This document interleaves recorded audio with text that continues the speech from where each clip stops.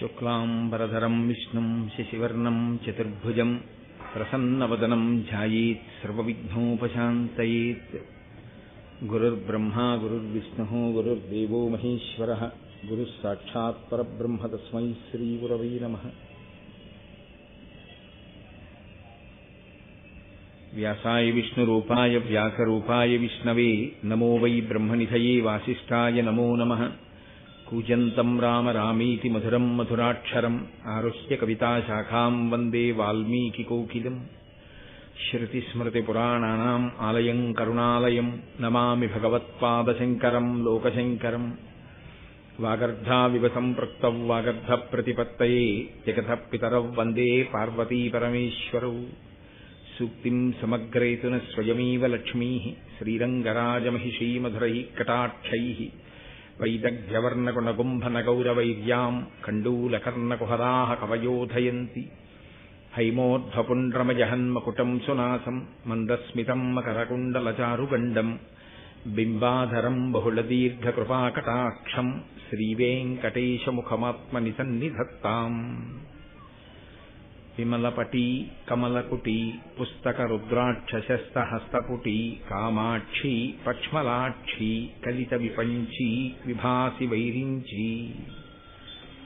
మనోజవం మరుతతుల్యవేగం జితేంద్రియం బుద్ధిమతాం వరిష్టం వాతాత్మజం వనరయూథముఖ్యం శ్రీరామదూతం శిరసా నమామి.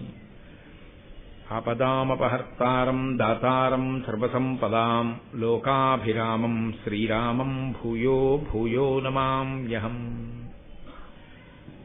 నారాయణం నమస్కృత్య నరం చైవ నరోత్తమం దేవీం సరస్వతీం వ్యాసం తతో జయముదీరయేత్. హరి ఓం. హరి ఓం. పరమేశ్వర స్వరూపైన సభకి నమస్కారం. నిన్నటి రోజు ప్రారంభోపన్యాసంలో వేంగీ దేశాన్ని రాజమహేంద్రవరాన్ని రాజధానిగా తీసుకుని పరిపాలించినటువంటి రాజరాజ నరేంద్రుని యొక్క కోరిక మేరకు నన్నయ భట్టారకుడు, భట్టారక శబ్దం గౌరవాన్ని సూచిస్తుంది. లలితాపరా భట్టారిక, క్రోధ భట్టారక, శృంగార భట్టారక, అలా నన్నయ భట్టారక అంటే గౌరవనీయమైన వ్యక్తి, పూజనీయమైన వ్యక్తి అని. నన్నయ భట్టారకుణ్ణి ప్రార్థన చేస్తే ఆయన అత్యంత వినయంతో మహాభారతాన్ని ఆంధ్రీకరించడం అనేటటువంటిది అంత తేలికైన విషయం కాదు. కానీ నేను ఎవరికి నమస్కారం చేసి ఎవరి అనుగ్రహాన్ని పొందితే మహాభారతాన్ని ఆంధ్రీకరించడం సాధ్యమవుతుందని ఆయన నమ్మారు. అటువంటి దేవతాస్వరూపాలకన్నిటికీ నమస్కారం చేసి వాల్మీకి మహర్షికి, వేదవ్యాస భగవానుడికి నమస్కారం చేసి భాగవతాన్ని ఆంధ్రీకరించడం ప్రారంభం చేశారు. ఆయన ఆ ఆంధ్రీకరణ ప్రారంభం చేసినటువంటి సందర్భంలో మహాభారతం చెప్పబడినటువంటి విధానం గురించి ప్రారంభం చేస్తారు. మనకి ఆంధ్ర మహాభారతాన్ని పరిశీలనం చేస్తే మొట్టమొదట ఈ భారతాన్ని చెప్పడం మొదలుపెట్టినటువంటి వాడు సౌతి. తరువాత మళ్ళీ కథ కొంత దూరం వెళ్ళిన తరువాత జనమేజయ సర్పయాగం పూర్తయిపోయిన తర్వాత మళ్ళీ కథాభాగాన్ని చెప్పడం మొదలు పెట్టేటటువంటి వాడు వైశంపాయనుడు. కాబట్టి ముందసలు మహాభారతం ఎక్కడ చెప్పడం అన్నది భూమండలం మీద జరిగిందో, ఎక్కడ మొట్టమొదటిసారి భారత ప్రవచనం జరిగిందో అటువంటి పవిత్రమైన ప్రదేశమేదో దాని గురించి నన్నయ్య గారు ప్రారంభం చేస్తున్నారు. ఆయన అంటారు, నైమిషారణ్య పుణ్యక్షేత్రమున కులపతి శౌనకొండను పరమమౌని బ్రహ్మర్షి గణ సముపాసితుండై సర్వలోక హితార్థంబు లోకనుతుడు 12 వార్షికోత్తమ సత్రయాగంబు ముగి చేయుచున్న అమ్మునుల కడకు వచ్చి తానుగ్రశ్రవసుడను సూతుడు రౌమహర్షని సుపౌరాణికుండు పరమభక్తితో ప్రణమిల్లియున్న ఆ కథకు వలన ముని నికాయమెల్ల వివిధ పుణ్యకథలు వినువేట్క అతని పూజించి అపరిమిత విశేష విధులా అని ప్రారంభం చేశారు. దీన్ని మొట్టమొదట నైమిషారణ్యము అనబడేటటువంటి ప్రదేశంలో ఈ మహాభారత ప్రవచనం జరిగింది. మనకి భారతదేశంలో అత్యంత ప్రఖ్యాతమైనటువంటి ప్రదేశములు అనేకమున్నాయి. అందున విశేషించి మిగిలినటువంటి ప్రాంతాలలో అంటే భూమండలంలో భరతఖండాన్ని మినహాయిస్తే అరణ్యంలోకి వెళ్ళడం, అరణ్యంలో ఉండడం అనేటటువంటి సంప్రదాయం మీకు కనపడదు. కానీ ఒక్క భారతదేశంలో మాత్రం ఋషులు తమంత తాముగా కోరి కోరి అరణ్యంలో ఉంటూ ఉంటారు. అక్కడ ఆశ్రమ నిర్మాణం చేసుకుని పరమ ప్రశాంతమైనటువంటి వాతావరణంలో తపస్సు చేస్తూ శిష్యుల్ని పోషిస్తూ శిష్యులకి విద్య నేర్పుతూ వారు అరణ్యంలో నివసించినటువంటి కారణం చేత అరణ్యంలో క్రూర మృగాలు కూడా ఒకదాని పట్ల ఒకదానికున్న క్రౌర్యాన్ని మరచిపోయి అత్యంత ప్రేమతో ప్రవర్తించగలిగినటువంటి తపో వైభవాన్ని ప్రకటించి అసలు అరణ్యము అన్న మాటకి ఒక కొత్త శోభని సంతరింపచేశారు. అందుకే మీకు పౌరాణిక వాంగ్మయాన్ని పరిశీలనం చేస్తే అంత పరమ పవిత్రమైనటువంటి అరణ్యముల పేర్లు కొన్ని వినపడతాయి. అందులో దండకారణ్యము, అది ప్రత్యేకించి శ్రీరామాయణ కాలంలో రామచంద్రమూర్తి ఎందరో ఋషుల్ని దర్శనం చేసినటువంటి ప్రాంతం. దండకారణ్యము, ధర్మారణ్యము, చంపారణ్యము, సైంధవారణ్యము, పుష్కరారణ్యము, నైమిషారణ్యము, ఇలా ఎన్నో అరణ్యాలు. ఈ అరణ్యాలన్నీ కూడా ఋషి స్పర్శ కలిగినవి. అరణ్యము అనేటప్పటికీ క్రూర మృగాలు ఉంటాయి, బాబోయ్ అక్కడికి వెళ్ళకూడదనేటటువంటి భీతితో ఉంటారు మిగిలిన వాళ్ళు. కానీ ఒక్క భరతఖండంలో ఉన్న గొప్పతనం ఏమిటంటే అటువంటి చోటికి వెళ్ళి వీళ్ళు తపస్సు చేస్తే క్రూర మృగాలు వాటికి సహజంగా ఉండేటటువంటి వైరాన్ని మరిచిపోయి అత్యంత ప్రేమతో కలిసిమెలిసి ఉండేవి. అగస్త్య మహర్షి గురించి మీరు కాశీఖండంలో చదివినా అక్కడ వరకెందుకు శంకరాచార్యుల వారి యొక్క జీవితం గురించి చదివినప్పుడు శృంగగిరి పీఠం పెట్టిన ప్రదేశానికి వారు వెళ్ళినప్పుడు మొట్టమొదటిసారి ఒక పాము కప్పకి పడగపట్టి కాపాడి సేద తీర్చడం చూశారు. పరస్పరం శత్రుత్వం కలిగినటువంటి ప్రాణులు కప్ప పాము, అటువంటి కప్పకి పాము పడగపట్టి సేద తీర్చడం ఏమిటి అని వారు అంతర్ముఖులై ఆలోచించారు. ఆయన ఒక్కసారి దివ్య దృష్టితో చూశారు. దివ్య దృష్టి అన్న మాట ఒకటి మనకి తరచుగా కనపడుతూ ఉంటుంది వాంగ్మయంలో. దృష్టి అన్న మాటకు అర్థం ఈ మాంసనేత్రము చూడగలిగినంత ఎంతవరకు చూడగలదో అంతవరకు చూడగలిగి ఉండడం. అది సాధారణంగా లోకంలో మనుష్య ప్రాణులందరికీ ఒకేలా ఉంటుంది. ఏదో కొద్దిగా కనుచూపు యందు దోషం వచ్చిన వాళ్ళ గురించి నేను మాట్లాడటం లేదు, మామూలుగా అందరికీ ఒక్కలాగే ఉంటుంది. కానీ మనుష్య ప్రాణికి ఎటువంటి దృష్టి ఉంటుందో అన్ని ప్రాణులకు అటువంటి దృష్టి ఉంటుంది అని చెప్పడానికి వీలుండదు. ఎందుకంటే ఎక్కడో ఎగురుతున్నటువంటి గ్రద్ద భూమి మీద వెడుతున్నటువంటి చిన్న కోడిపిల్లని చూసి ఇంత నిటారుగా ఇలా వచ్చి కొడితే ఈ కోడిపిల్ల నాకు దొరుకుతుంది అని ఆకాశంలోంచి ఒక్కసారి భూమండలం మీదకి రాగలదు. అంత పైనుంచి చూడగలిగిన చిన్న కంటితో ఉంటుంది గ్రద్ద. ఒక్కొక్క దాని దృష్టి ఒకలా ఉంటుంది. బాహ్యంలో మాంసనేత్రానికి చూడగలిగినటువంటి శక్తి సామాన్యంగా పిలువబడేటటువంటి దృష్టి. దివ్య దృష్టి అంటే ఈ బాహ్య నేత్రాన్ని మూసి ఒక్కసారి దేని గురించి ఆలోచిస్తున్నారో దాని మీద దృష్టి పెడితే ఎక్కడ ఏది జరిగింది అన్నది ఇతరులకు అందని విషయం అలా కన్నులు మూసుకున్నటువంటి వ్యక్తికి గోచరం అవుతుంది, ఆయనకి తెలుస్తుంది. అలా చూడగలిగినటువంటి శక్తి తపస్సు చేత సాధింపబడుతుంది. అది అందరికీ కన్నులు మూసుకుంటే దొరికే విషయం కాదు. అది అటువంటి తపోశాలురైన మహర్షులు ఒక్కసారి భ్రూమధ్యమునందు దృష్టిని కేంద్రీకరించి ఏం జరిగింది అని వారు కన్నులు మూసుకుంటే ఏది జరిగిందో వారికి కరతలామలకం అయ్యేది. కంచికామకోటి పీఠాధిపత్యం చేసి నడిచే దేవుడిని పేర్గాంచినటువంటి చంద్రశేఖరేంద్ర సరస్వతి స్వామి వారు ఒక్కసారి ఇలా కన్నులు మూసుకుంటే తన దగ్గరికి ప్రసాదం పట్టుకుని వచ్చినటువంటి వ్యక్తి ఎక్కడో ఒక చోట చేయించుకున్నటువంటి రుద్రాభిషేకంలో ఏ బ్రాహ్మణుణ్ణి అవమానం చేశారో ఆ బ్రాహ్మణుడు దేవాలయంలో ఈశ్వరుడికి వెళ్లి ఏం చెప్పుకున్నాడో ఆ చెప్పుకున్న ఆయన ఎంత బాధపడి ప్రాణం విడిచిపెట్టేశాడో కూడా ఆయన తెలుసుకుని ఆ పూట భిక్ష కూడా విడిచిపెట్టేసిన రోజులున్నాయి. మహాత్ములు తమ తపశ్శక్తి చేత బాహ్యనేత్రమును మూసి అంతర్నేత్రముతో చూడగలిగిన శక్తితో ఉంటారు. దాన్ని దివ్య దృష్టి అని పిలుస్తారు. కాబట్టి ఒక్కొక్కరిది ఒక్కొక్క దృష్టి, ఒక్కొక్క శక్తితో కూడినటువంటి దృష్టికోణము కలిగినటువంటి వారై ఉంటారు. మనకి శంకర భగవత్పాదులు అలా ఒక్కసారి అంతర్ముఖులై చూశారు. ఈ పాము కప్పని పడగబట్టి ఎలా కాపాడగలుగుతోంది, ఎందువల్ల వచ్చింది, రెండు పరస్పర శత్రుత్వం ఉన్న ప్రాణులు ఇంత ప్రేమతో ఇక్కడ ఎందుకు మెలగగలిగాయి. ఆయనకి అర్థమైంది. ఎప్పుడో త్రేతాయుగంలో అక్కడ ఋష్యశృంగ మహర్షి తపస్సు చేశారు. త్రేతాయుగంలో ఋష్యశృంగుడు తపస్సు చేసిన కారణం చేత కలియుగంలో శంకర భగవత్పాదాచార్య స్వామి వారు నడిచేసరికి కూడా ఆ తపస్సు యొక్క ప్రకంపనల చేత, తత్ప్రభావము చేత అక్కడ ఉన్నటువంటి ప్రాణులు సహజంగా ఉండేటటువంటి వైరాన్ని మరిచిపోయి తిరగగలిగాయి. అంటే ఒక్కొక్క మహానుభావుడు అరణ్యంలో తపస్సు చేసినటువంటి కారణం చేత యుగం మారిపోయినా కూడా ఆ అరణ్యములు అంత శోభస్కరమైన ప్రదేశములుగా నిలబడిపోయాయి. ఇది అనన్య సామాన్యమైనటువంటి ప్రక్రియ. ఇది ఒక్క భారతదేశంలో ఋషులకు మాత్రమే చెందినటువంటి అత్యంత పవిత్రమైన సంప్రదాయం. అటువంటి ఋషి సంప్రదాయానికి మనం వారసులం.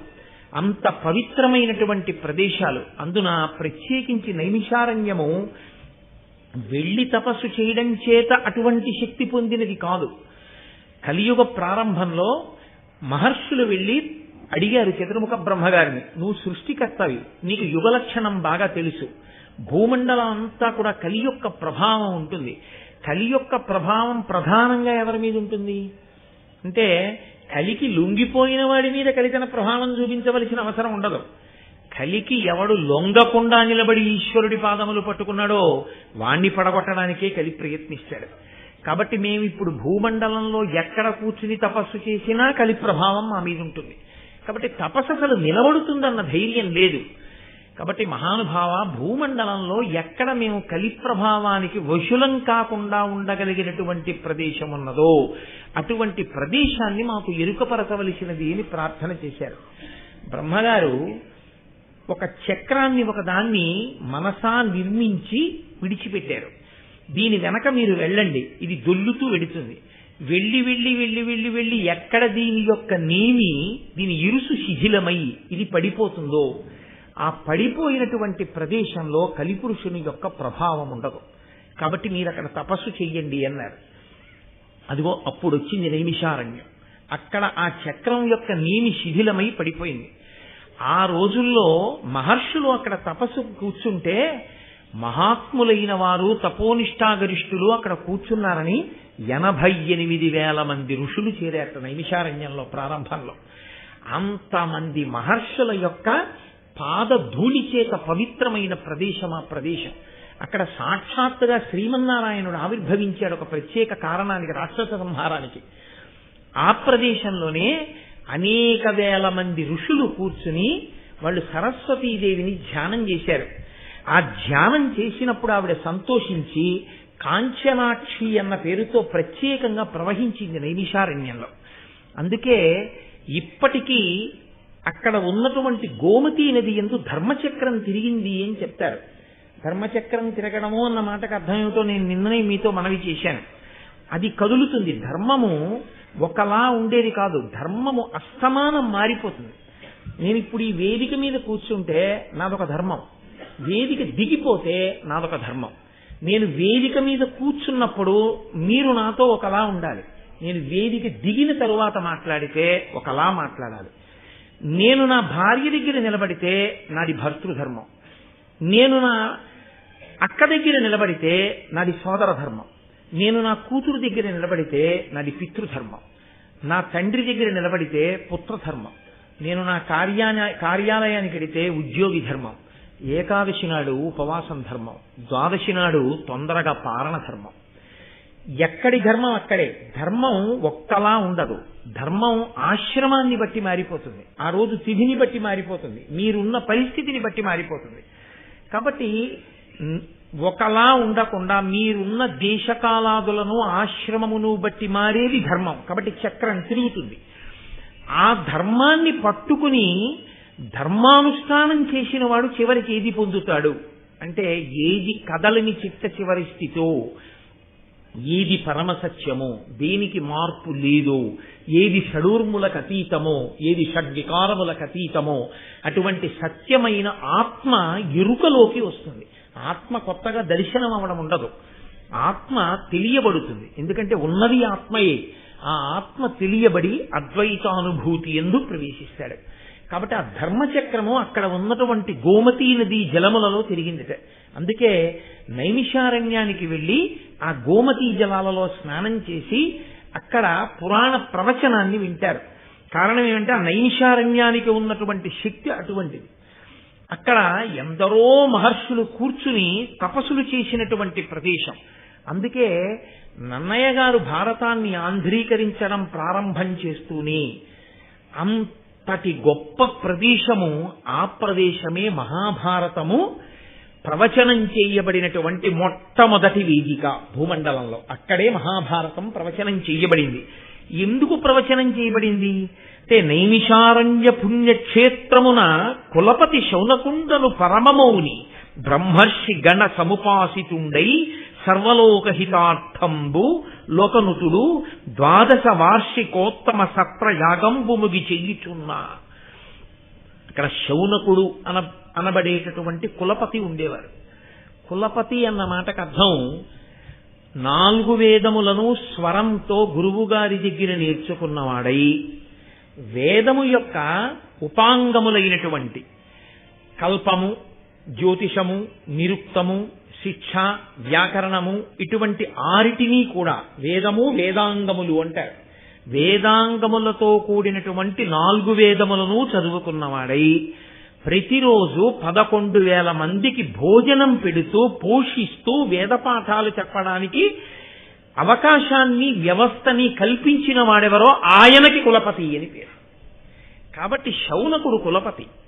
అక్కడ నైమిషారణ్యంలో కులపతిగా శౌనకుడు ఉండేవాడు. అంటే ఆయన 4 వేదములు చదువుకుని 6 వేదాంగములను చదువుకున్నవాడై మౌని. ఇన్ని చదువుకున్నవాడు కాబట్టి ఎక్కువ మాట్లాడేవాడు కాడు. ఎప్పుడూ తనలో తాను మననము చేస్తుండేవాడు. అది చాలా చాలా గొప్ప విషయం. వినడం ఎంత గొప్పదో మననం చేయడం అంత గొప్పది. ఎందుకనంటే మననము చేత మాత్రమే ధారణ ఏర్పడుతుంది.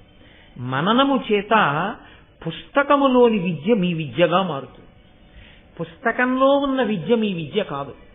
ఎందుకంటే పద్యం కావాలంటే మీరు చూస్తే దోషం కాదు. కానీ అసలు ధర్మమేది అన్న ప్రశ్న వచ్చినప్పుడు అన్నిటికీ పుస్తకమే చూడాలండి అని మీరంటే అసలు మీరు అనుష్ఠించగలిగినది పోతుంది. కాబట్టి పుస్తకంలో ఉన్నది నీరుగా మారిపోవాలంటే అలా మార్చగలిగినటువంటి ప్రక్రియకి మననమే కారణం. ఎంత లోపల తిప్పుతాడో, విన్నదాన్ని ఎంత పరిశీలనం చేస్తాడో, ఎంత జ్ఞాపకం తెచ్చుకుంటాడో అంత బాగా పట్టుకుంటుంది. అందుకే చాలా చమత్కారం ఒకటి ఉందండి. దేవతలు బ్రహ్మ విద్యని సాధించారు. ఈ బ్రహ్మ విద్య రాక్షసులకు అందకూడదు, పాడు చేస్తారు. కాబట్టి ఎక్కడ దాచాలి దీన్ని అని అడిగారు. పట్టుకెళ్ళి దధీచి మహర్షి దగ్గర దాచండి అన్నారు. బ్రహ్మ విద్యనంతటినీ పట్టుకెళ్ళి దధీచికి ఇచ్చారు. ఇప్పుడు దధీచి ఎక్కడ దాచాలి? ఆయన ఆ బ్రహ్మ విద్యని మననం చేసి అస్థిగతం చేసేశాడు. ఆయన ఎముకలలోకి పెట్టేసుకున్నాడు. ఇప్పుడు ఆయన ఎముకలతో చేయబడిన వజ్రాయుధాన్నే ఇంద్రుడు పట్టుకుంటాడు. అంటే ఇంద్రుడి చేతిలో ఉన్నదేది అంటే బ్రహ్మ విద్య ఆయన చేతిలో ఉంటుంది. కాబట్టి అంత జాగ్రత్తగా దాచారు అనడానికి అర్థం ఏమిటంటే అత్యంత జాగ్రత్తగా విద్యని దాచడం అన్న మాటకు అర్థం ఏమిటో తెలుసా అండి? మీలో పెట్టేసుకోవడం. ఐశ్వర్యాన్ని మీదిగా చేసుకోవడం అన్న మాటకు అర్థం ఏమిటో తెలుసా? దానం చేయలేదు. కాబట్టి దేన్ని ఏది చేస్తే మీదవుతుందో తెలుసుకుని ఉండడమే శాస్త్రం. మీరు ఒకలా అనుకుని చేసినది మీకు అభ్యున్నతినివ్వదు. శాస్త్రం ఏది చెప్పిందో అది మీరు చేస్తే అది మీదవుతుంది. కాబట్టి విద్య మీది కావడము అంటే విద్యని నిరంతర మననం చెయ్యాలి. ఎప్పుడో ఎక్కడికో వెళ్ళినప్పుడు ఏదో చెప్తానండి కాదు, ఎప్పుడూ లోపల తిరుగుతూ ఉండాలి, తిప్పుతూ ఉండాలి. ప్రయత్నపూర్వకంగా కాదు, అది అలవాటుగా మారి తిరుగుతూ ఉండాలి. అలా తిరగడం చేత, మననము చేత ఆ విద్య ఏది ఉందో అది కరతలామలకం అవుతుంది. అది స్ఫురణ యందు నిలబడిపోతుంది. ఆ నిలబడినది ఏదుందో అంతిమ శ్వాస యందు స్మరణ దాని యందు నిలబడుతుంది. అది అభ్యున్నతి కారకమవుతుంది. ఇది లలితా సహస్రనామ స్తోత్రంలో ధన్య అన్న నామానికి భాస్కరరాయల వారు వ్యాఖ్యానం చేస్తూ చిట్ట చివరి ఊపిరి ఎవరిది ఎలా వెళ్ళిపోతుందో ఆ వెళ్ళిపోవడం వల్ల మళ్ళీ పునర్జన్మ ఎలా వస్తుందో చెప్పారు ఆయన. తన వారి మీద వ్యామోహం, డబ్బు మీద వ్యామోహం పెట్టుకున్నా, తన శత్రువు మీద వ్యామోహం పెట్టుకున్నా తిరియక్కుగా వెళ్ళిపోతాడు. వెన్నుపాము అడ్డంగా మాత్రమే ఉండే ప్రాణిగా వెడతాడు.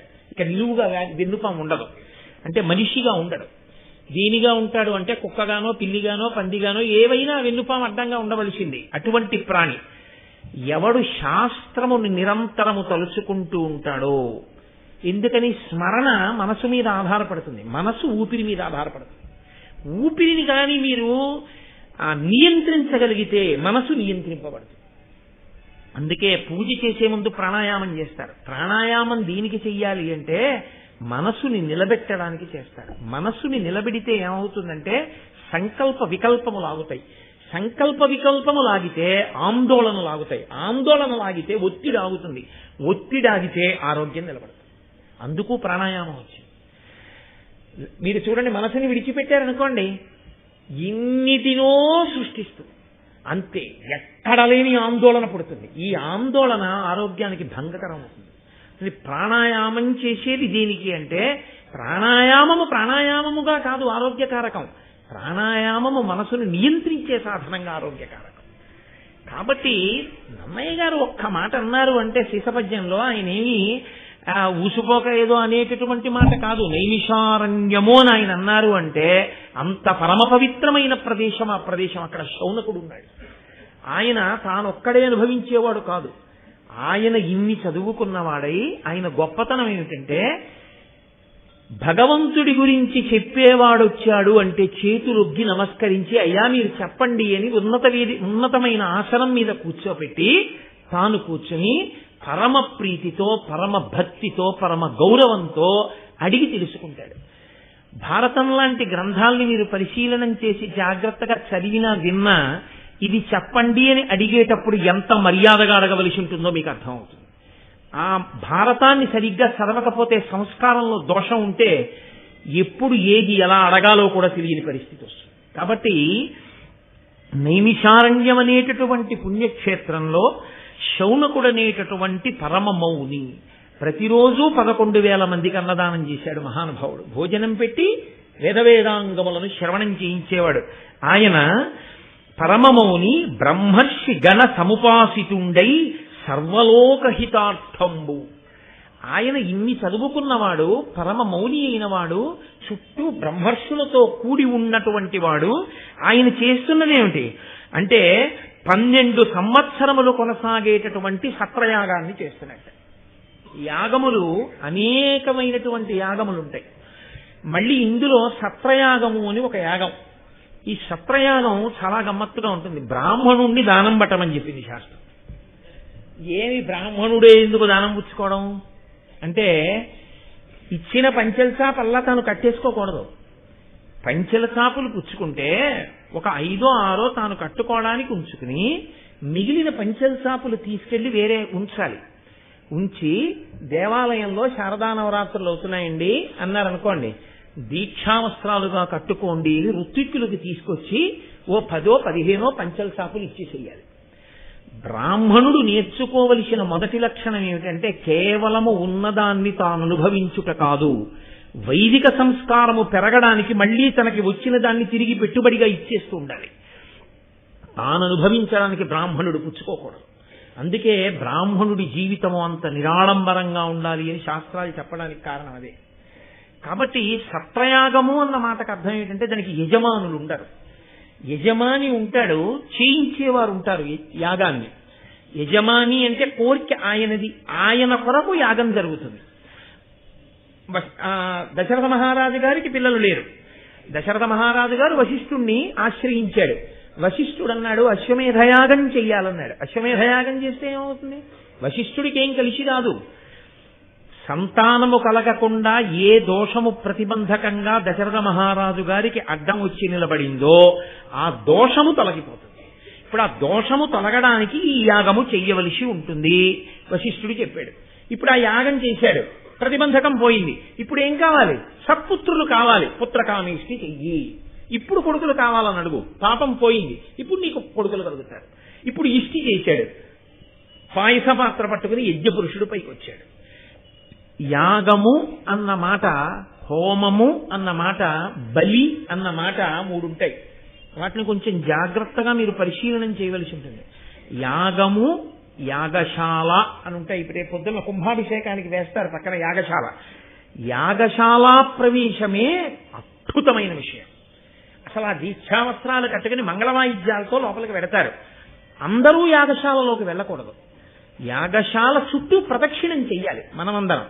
యాగశాలలోకి ఋత్విక్కులు వెడతారు. వెళ్ళి అగ్నిముఖంగా హవిస్సునిస్తారు. ఇచ్చి దేవతల్ని పిలిచి పట్టుకెళ్ళండి అని ఇస్తారు. అంటే వాళ్ళకి అన్నం పెడతారు. అగ్నిముఖంగా వాళ్ళ అన్నం తింటారు. వాళ్ళ అన్నం తినడానికి వచ్చి కూర్చుంటారు. ఇవాళ మంది పిలుస్తారు, వీళ్ళు అన్నం పెడతారని. మనం పిలిచామనుకోండి, భోజనానికి 2 అంటాం, తప్పు. దేవతార్చనకి 2 అనాలి. వచ్చి కూర్చుంటే అయ్యా వడ్డించేస్తున్నాం కూర్చోండి అంటారు. వడ్డించేస్తున్నాం కూర్చోండి అంటే ఎందుకు కూర్చున్నాడు? భోజనం పెడతారని కూర్చున్నాడు. అలాగే యాగశాల నిర్మాణం చేసి నాందీ ప్రస్తావన చేసేస్తే దేవతలు వచ్చి కూర్చుంటారు హవిస్సు కోసం. అందుకని యాగశాలలోకి అందరూ వెళ్లరు. దానికి తగిన నియమపాలనం చేసేవాళ్ళు దీక్షితులు. అందుకే యాగం చేస్తేనే దీక్ష అన్న పేరు వచ్చింది. దీక్షావస్త్రాలు కట్టుకుని వాళ్ళు యాగశాలలోకి వెడతారు. అటువంటి హోమగుండం, ఆ హవిస్సు, ఋత్విక్కులు, దేవతలు అందరూ ఆ యాగశాలలో కూర్చున్నారు కాబట్టి యాగశాలకి ప్రదక్షిణం చేస్తారు. ఇప్పుడు దేవతలందరికీ ప్రదక్షిణం అయిపోతుంది. వారిని కుడి భుజం వైపు కుంచుకుని తిరిగాడు కాబట్టి ప్రదక్షిణము అన్న మాటకు అర్థం ఏమిటంటే, ఇటుపక్క నుంచి మీరు అటుపక్కకు వచ్చినా ఈ మధ్యలో ఉన్న వస్తువు మీ ఎడం భుజం వైపుకి మారకూడదు. అలా మారకుండా ఉంటే, నేను ఇప్పుడు అటు వచ్చి నించున్నాను అనుకోండి, ఈ వేదిక నాకు కుడి భుజం వైపుకు ఉంటుంది. నేను ఇటుపక్కకు వచ్చి నించున్నాను అనుకోండి, వేదిక నాకు ఎడం భుజం వైపుకు ఉంటుంది.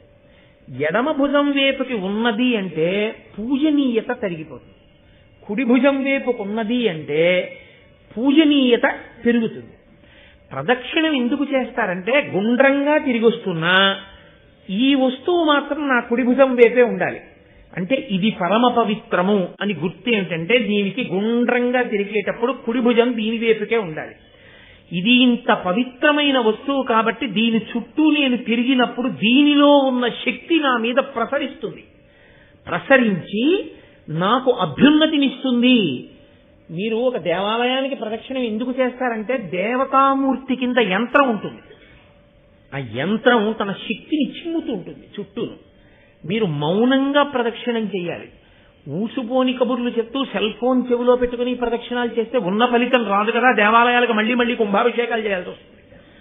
కాబట్టి కలియుగంలో దేవాలయాల యొక్క శక్తి క్షీణించిపోవడానికి కారణం అదే. అమర్యాదతో కూడినటువంటి నడవడి దేవాలయంలో.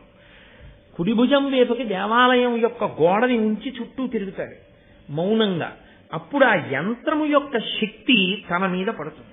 అందుకే ప్రతిరోజు దేవాలయానికి ప్రదక్షిణం చేస్తారు. మీరు రామాయణ మహాకావ్యాన్ని చదివితే ప్రతి చోట రామచంద్రమూర్తి ఎక్కడెక్కడ పూజనీయమైన వస్తువు కనపడితే అక్కడక్కడ ప్రదక్షిణం చేసి వెడతాడు, అప్రదక్షిణంగా వెళ్ళడు. మహాభారతంలో మీరు విరాట పర్వం చూస్తే అర్జునుడు యుద్ధ భూమిలోకి వచ్చి నిలబడితే ఆ సారథి ఉత్తర కుమారుడితో చెప్తాడు, నీవు రథం నడిపేటప్పుడు ఎప్పుడూ ద్రోణాచార్యుల వారికి కాని భీష్మాచార్యుల వారికి కాని నా ఎడంభుజం వైపుకి వాళ్ళ రథాలు ఉండేటట్టు తోలకుసుమా. వారు పూజనీయులు, మహానుభావులు, వారు నా గురువు, వారు నాకు పరమేశ్వర స్వరూపుడు. వారు నా ఎడంభుజం వైపుకు ఉండకూడదు. ఎప్పుడు నా రథం వెళ్ళినా నా రథానికి వారు కుడి పక్కన ఉండేటట్టు రథం నడుపు అంటాడు. అంతటి ధర్మైకమూర్తులు కాబట్టే వాళ్ళు అంతటి విజయాన్ని సాధించారు, అంతటి మహోజ్వలమైనటువంటి స్థితిని పొందగలిగారు. కాబట్టి ఆచరణాత్మకమై ఉంటుంది. అదే ధర్మము అన్న మాటకు అర్థము అని నేను మీతో తరచూ ప్రస్తావన చేస్తూ ఉంటాను. కాబట్టి ఆయన సత్రయాగం చేశాడు. సత్రయాగంలో యజమాని కొరకు చెయ్యరు యాగాన్ని. ఎవరు ఋత్విక్కులుగా ఉన్నారో వారే యజమానులుగా ఉంటారు. అంటే వారే చేస్తారు, వారే కోరికను కూడా కోరుతారు. ఇప్పుడు శౌనకుడికి కోరికే ఉంటుంది. శౌనకుడు ఉన్న చోట చేరిన వాళ్ళకి కోరికే ఉంటుంది. వాళ్ళందరూ కలిపురుషుడు యొక్క ప్రభావం మా మీద పడకూడదు, ఈశ్వరానుగ్రహం కావాలి అని అక్కడ కూర్చున్న వాళ్ళు. అక్కడ కూర్చున్న వాళ్ళు విచారించవలసి వస్తే దేని గురించి విచారించాలి? అయ్యో మేమంటే ఈ నైమిషారణ్యం చేరుకున్నాం, ఈ నైమిషారణ్యంలో ఇక్కడ కూర్చుని మేము జపం చేసుకుంటున్నాం, పురాణ కథలు వింటున్నాం. కానీ పాపం ఎక్కడెక్కడో పుట్టిన వాళ్ళు, సంసారంలో మగ్గిపోతున్న వాళ్ళు ఈ భూమండలం మీద కలిపురుషుడు యొక్క ఉద్ధతికి వాళ్ళు వశులైపోతున్నారే. కాబట్టి ఇప్పుడు లోకము యొక్క ప్రయోజనము కొరకు, లోకమంతా శాంతిగా ఉండాలి, కలిపురుషుడి యొక్క ఉద్ధతి చేత బాధపడకూడదు. కాబట్టి ఇప్పుడు వాళ్ళు యాగం చేస్తే వాళ్ళకి కోరిక లేదు, కాబట్టి యజమాని లేడు, కోరిక లేదు. కాబట్టి ఋత్విక్కులే యజమానులుగా ఉండి 12 సంవత్సరముల దీర్ఘసత్రయాగం చేస్తున్నాడు శౌనకుడు. ఆ అరణ్యం ఇటువంటిది, ఆ ప్రదేశం ఇటువంటిది, అక్కడ ఉన్న మహాత్ములు ఇటువంటి వారు, అసలు వాళ్ళ మనసులు ఇటువంటివి, వాళ్ళు చేస్తున్న యాగం ఇటువంటిది. అక్కడికి వెళ్ళాడు మహానుభావుడైనటువంటి సౌతి. నన్నయ్య మహానుభావుడు మహాభారతంలో ఆయన్ని సౌతి కథకుడు ఈ 2 పేర్లతో ఎక్కువగా పిలుస్తూ ఉంటారు. మళ్ళీ వైశంపాయనుడు వచ్చేంత వరకు కథలో అలాగే పిలుస్తూ తీసుకుని వెడతారు. ఆయన రోమహర్షణుని యొక్క కుమారుడు, ఉగ్రశ్రవసుడు ఆయన పేరు. ఆయన్ని సౌతి అంటారు. రోమహర్షుడిని కుమారుడైనటువంటి ఈ ఉగ్రశ్రవసుడు ఆ నైమిషారణ్యానికి వచ్చాడు. మళ్ళీ నేను మీతో ఒక 2 మాటలు ప్రస్తావించవలసి ఉంటుంది. ఆయన ఎవరు అన్నది, అక్కడికి ఆయన ఎందుకు వెళ్ళవలసి వచ్చింది అన్నది నేను చెప్పవలసి ఉంటుంది కదా. ఆ వచ్చిన ఉగ్రశ్రవసుని యొక్క తండ్రి గారి పేరు రోమహర్షణుడు. ఆయనకి అసలు రోమహర్షణుడు అన్న పేరు ఎందుకు వచ్చింది, సూతుడు అన్న పేరు ఎందుకు వచ్చింది? సూతుడు అన్న పేరు సాధారణంగా సారథికి అన్వయం చేస్తూ ఉంటారు, లేదా జన్మ చేత కొంతమందిని సూత శబ్దంతో పిలుస్తారు. ఇక్కడ రోమహర్షణుడు సూతుడు, కానీ రోమహర్షణుడు సూతుడు అని చెప్పడానికి కారణం ఏమిటో తెలుసా అండి? అది జాతి సంబంధమైనటువంటి అన్వయం కాదు. మీకు కాశీఖండంలో దీనికి సంబంధించినటువంటి రహస్యాన్ని ప్రస్తావన చేస్తారు. పృథు మహారాజు గారు ఒకనకొకప్పుడు ఒక పెద్ద యజ్ఞం చేశాడు. ఆ యజ్ఞకుండంలోంచి ఒక మహాపురుషుడు ఆవిర్భవించాడు. అగ్నికుండ సముద్భూత సూత నిర్మల మానస. ఆయన బయటికి వచ్చినప్పుడు ఆ పృథు చక్రవర్తి యొక్క యజ్ఞగుండంలోంచి ఆయన ఆవిర్భవిస్తే ఆయన్ని పిలిచారందరూ. అగ్నికుండ సముద్భూత, అగ్నిగుండంలోంచి జన్మించిన వాడా, నిర్మల మానస, నిర్మలమైన మనస్సు కలవాడా అని పిలిచారు. ఈయన వేదవ్యాసునికి శిష్యుడయ్యాడు. శిష్యుడై పురాణవాంగ్మయాన్నంతటినీ కూడా, 18 మహాపురాణములనన్నింటినీ కూడా వేదవ్యాసుడి వలన ఉపదేశంగా పొందాడు. పొంది ఈ పురాణములనన్నిటినీ కూడా ప్రవచనం చేయడమే తన యొక్క ప్రధాన ధ్యేయంగా పెట్టుకున్నాడు. ఎందుకు అలా పెట్టుకోవాలి ఆయన అంటే, ఆయనకి ఏదో ఉబుసుపోక చెప్పినటువంటి వాడు కాడు. ఆయన దేనికి చెప్పుకున్నాడు ఈ పురాణాన్ని అంటే, ఆయన చెప్పేటప్పుట పొంగిపోయి ఆ కథలో తాను లీనమైపోయి ఎంత పరవశించిపోయేవాడంటే, లోపల తాను ఏ ఘట్టాన్ని వర్ణిస్తున్నాడో ఆ ఘట్టాన్ని తాను దర్శనం చేసి పరవశించి చెప్పేవట. అంత పరవశంతో ఆయన చెప్తాడు. కాబట్టి సభలో కూర్చున్న వాళ్ళందరికీ కూడా ఆనందంతో పులకలొచ్చి వెంట్రుకలు నిక్కబొడుచుకుని ఉండేటట్టుగా వింటుండేవారట ఆయన చెప్పేటటువంటి ప్రవచనాన్ని. అంత భక్తి కుదురుకునేది ఆయన మాట్లాడితే. అలా మాట్లాడాడు కాబట్టి ఆయనకి రోమహర్షణుడు అని పిలిచారు. అగ్నిగుండంలోంచి ఉద్భవించాడు కాబట్టి సూత అని పిలిచారు. అటువంటి సూతుడు రోమహర్షణుడు. ఆ రోమహర్షణుని యొక్క కుమారుడు ఉగ్రశ్రవసుడు. ఈయనకి కూడా తండ్రి గారి పోలికే వచ్చింది. ఈయనకి కూడా ఏమిటి పని అంటే, పురాణ ప్రవచనం చేస్తుంటాడు. ఈ పురాణ ప్రవచనం ఎందుకు చేస్తారో తెలుసా అండి? పురాణ ప్రవచనము భూతద్దం పెట్టి వస్తువుని చూపించడం అంటుంది శాస్త్రం. వేదం ఉంటుంది. వేదము రాజశాసనం ఎలా మాట్లాడుతుందో అలా మాట్లాడుతుంది. సత్యం వద ధర్మం చరా అంతే, ఇంకేం అందం, ఊరుకుంటుంది. ఇప్పుడు వేదంలో ఉండేటటువంటి సమస్త ఆచారకాండని స్మృతులు చెప్తాయి. స్మృతి అంటే ఏ ఋషి వాటన్నింటినీ తీసి వేదంలోంచి క్రోడీకరించాడో ఆ ఋషి పేరు మీదుగా స్మృతి వస్తుంది. యాజ్ఞవల్కుడు క్రోడీకరించాడనుకోండి, యాజ్ఞవల్క స్మృతి. గౌతముడు క్రోడీకరిస్తే గౌతమ స్మృతి. మనువు క్రోడీకరిస్తే మనుస్మృతి. ఇలా వస్తాయి. ఈ స్మృతికి ఆధారం శృతే, వేదమే. వేదంలోంచే తీస్తారు. కాబట్టి శృతేరివార్థం స్మృతిరన్వగచ్చత్ అంటారు కాళిదాసు. ఆవు వెంట దూడ ఎలా వెడుతుంది అంటే శృతి వెంట స్మృతి వెళ్ళినట్టు అన్నాడు. దిలీపుడి కోసం అని చెప్పి ఆయన మా దిలీపుడు మహానుభావుడు ఆ గోవుని రక్షణ చేసినటువంటి సందర్భంలో కాళిదాస మహాకవి రఘువంశ మహాకావ్యంలో ఈ ప్రయోగం చేస్తాడు. శృతేరివార్థం స్మృతిరన్వగచ్చత్ అని. ఆవు వెంట దూడ వెళ్ళిపోయినట్టు వేదం ఏం చెప్పిందో దాన్నే స్మృతులు చెప్తాయి. కానీ అక్కడక్కడక్కడక్కడ చెప్పిన విషయాలన్నీ తీసి ఋషి క్రోడీకరిస్తాడు. క్రోడీకరించి చెప్తే దాన్ని స్మృతి అంటారు. ఇప్పుడు శృతి స్మృతి ఈ రెండు ఏం చెప్తాయంటే మనం ఎలా ప్రవర్తించాలో ప్రామాణికంగా మనకి చెప్తాయి, ఈశ్వరవాక్కు కాబట్టి. కానీ దాని మీద మనకి బాగా బుద్ధి కుదురుకోవాలనుకోండి, పురాణం వినాలి. పురాణం వింటే వేదాన్ని స్మృతిని విన్నట్టే. ఎందుకని? ధర్మంచరా, నువ్వు ధర్మమునే అనుష్ఠించు. ధర్మమే అనుష్ఠిస్తే ఏమవుతుందండి? రామాయణం విని నీకు అర్థమవుతుంది ధర్మం అంటే ఏమిటో, ఎలా రక్షిస్తుందో. ఇప్పుడు వేదంలో ధర్మంచరా అన్న మాటని రామాయణ మహాకావ్యం రామచంద్రమూర్తి యొక్క జీవితంగా సమర్థించి చూపించి మీకు ధర్మమునందు పూనిక కల్పిస్తుంది. అయితే మళ్ళీ పురాణానికి చరిత్రకి ఓ తేడా ఉంటుంది. పురాణంకి చరిత్రకి ప్రధానమైన వ్యత్యాసం ఎక్కడుంటుందంటే ఒక వ్యక్తి పుట్టుక, ఒక వ్యక్తి పెరుగుదల, ఒక వ్యక్తి మరణము వరకే చరిత్ర మాట్లాడుతుంది. కృష్ణదేవరాయల వారు ఎప్పుడు పుట్టారు, ఎలా పెరిగారు, ఎన్ని విజయాలు సాధించారు, వెంకటరమణుడిని ఎలా సేవించారు, ఎలా మరణించారు, ఇవి చెప్తుంది. అది పురాణం చెప్పింది అనుకోండి. కృష్ణదేవరాయల వారి జీవుడు కృష్ణదేవరాయల వారిగా వచ్చి ఇంత గొప్ప వాడై ఆంధ్రభోజుడన్న కీర్తి ఎందుకు పొందగలిగాడో చెప్తుంది. కృష్ణదేవరాయల వారి శరీరం పడిపోయిన తర్వాత కృష్ణదేవరాయల వారి జీవుడు ఏమయ్యాడో కూడా చెప్తుంది. అందుకే సర్గశ్చ ప్రతిసర్గశ్చ వంశో మన్వంతరానిచ, అక్కడ సర్గ ప్రతిసర్గ నియమంతో వంశాన్నంతటినీ మన్వంతరములన్నింటినీ వర్ణిస్తూ జీవుడు ఎలా వైక్లభ్యాలు పొంది శరీరాల్ని మార్చుకుని చిట్ట చివరికి ఈశ్వరుడు ఎందుకు చేరాడు అన్న విషయాన్ని వర్ణిస్తుంది. భరతుడు అంతారణ్యానికి వెళ్ళి ఒక లేడి మీద వ్యామోహం పెట్టుకున్నందుకు మళ్ళీ దేనిగా పుట్టాడు. అప్పుడు ఆ వ్యామోహం ఎలా పోయింది, అదే చరిత్ర అనుకోండి.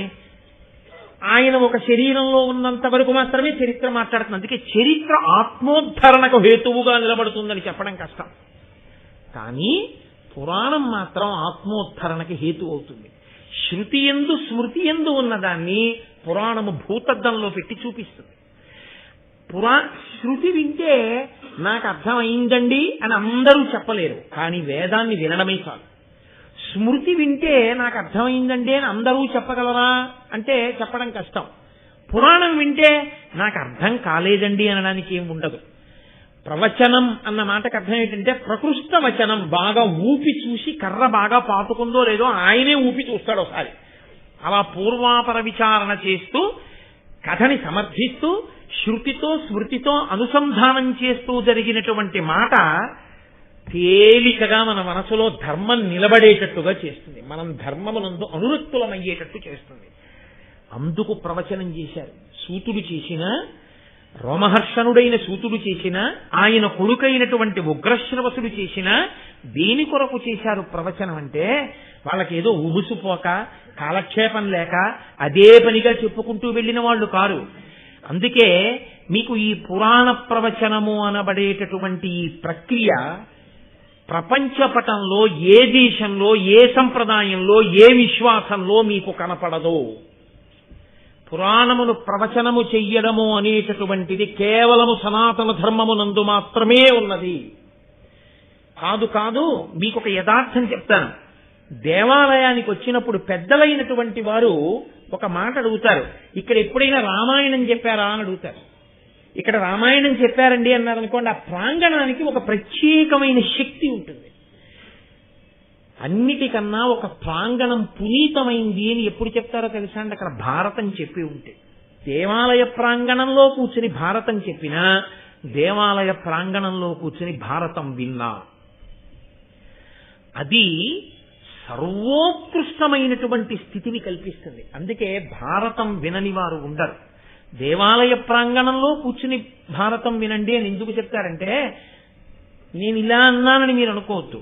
ఇదే భారతాన్ని పట్టుకెళ్ళి మీరు ఒక ఆడిటోరియంలో చెప్పారనుకోండి, మీ చెప్పులు పెట్టుకునే స్టాండ్ లేదనో, షూ కీపింగ్ స్టాల్ లేదనో మీరు చెప్పులు వేసుకుని కూర్చుని వెళ్ళి వింటారు. చెప్పేవాడు మాత్రం వాడికి ఉన్న నిష్ట కొద్దీ చెప్పులు విప్పి కూర్చుని వాడు చెప్తాడు. అంత పరమ పవిత్రమైన భారతాన్ని, పంచమ వేదాన్ని చెప్పులతో కూర్చుని వినడం అన్నది ఎంత దోషం అవుతుంది. అదే ఒక దేవాలయ ప్రాంగణం అనుకోండి, మీరు చెప్పులు విప్పి లోపలికి వస్తారు. ఈశ్వరుని యొక్క సముఖంలో ఆయన ఎదురుగుండా ఆయన సభామంటపంలో కూర్చుని మహాభారతం వినడం అంటే కోట్ల కోట్ల కోట్ల జన్మల తర్వాత తప్ప జీవుడికి ఆ అధికారాన్ని పొందే అదృష్టాన్ని ఇవ్వరు అని శాస్త్రములు తెగేసి చెప్తారు. ఎందుకని అంటే మహాభారత ప్రవచనాన్ని వినడమే అంత గొప్ప. ఎందుకని ప్రతి చోట ధర్మ సూక్ష్మ సమన్వయమే, ప్రతి మాటలో ధర్మ సూక్ష్మ సమన్వయమే. అంత గొప్పగా ధర్మము అనబడేటటువంటి పతాకాన్ని ఎగరవేస్తుంది మహాభారతం. కాబట్టి ఇప్పుడు అక్కడికి ఈ ఉగ్రశ్రవసుడు ఆయన ప్రవచనం చేయగలిగినటువంటి దిట్ట ఆయన అక్కడికి వచ్చారు. ఆయనకెవరు కనబడ్డారు? శౌనకుడు, శౌనకుడితో పాటుగా అక్కడ బ్రహ్మర్షులు ఉన్నారు. ఇప్పుడు ఎవరు ముందు నమస్కారం చెయ్యాలి?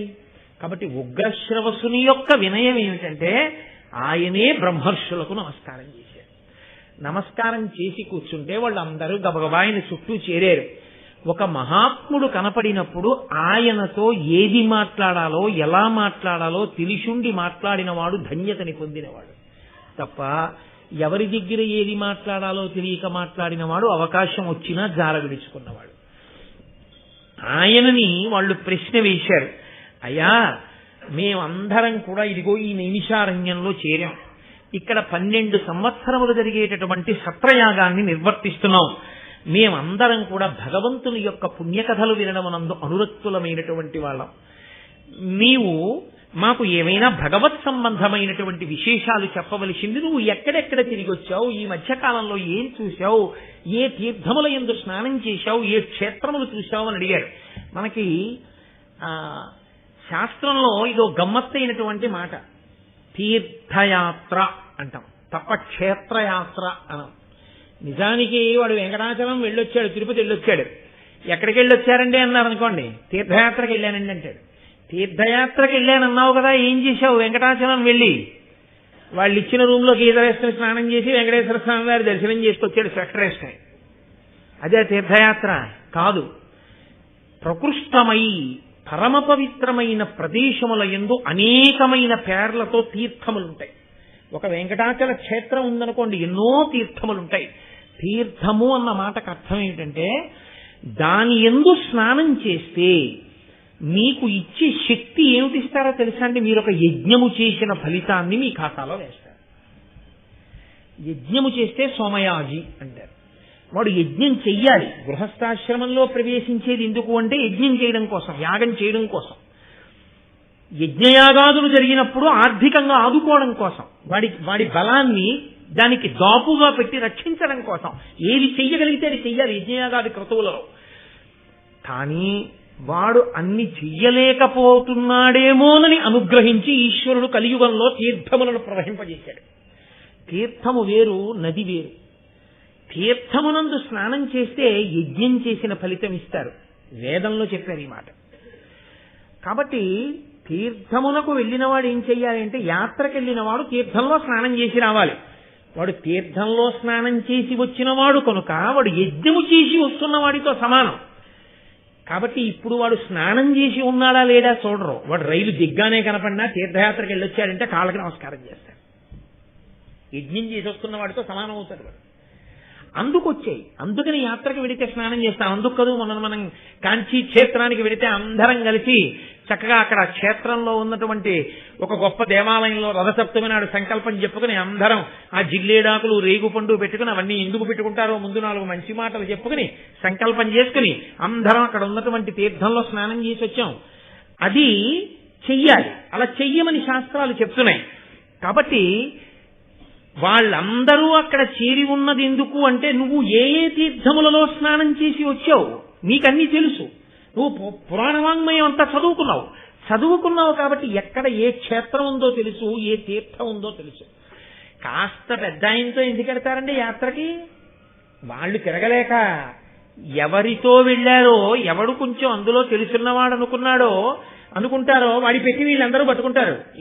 ఆయన పెట్టి పట్టుకోవడం ఎందుకు అంటే ఆయనకి తెలుసు, ఆయన 4 మాటలు చెప్పి చూపిస్తాడని తాపత్రయం.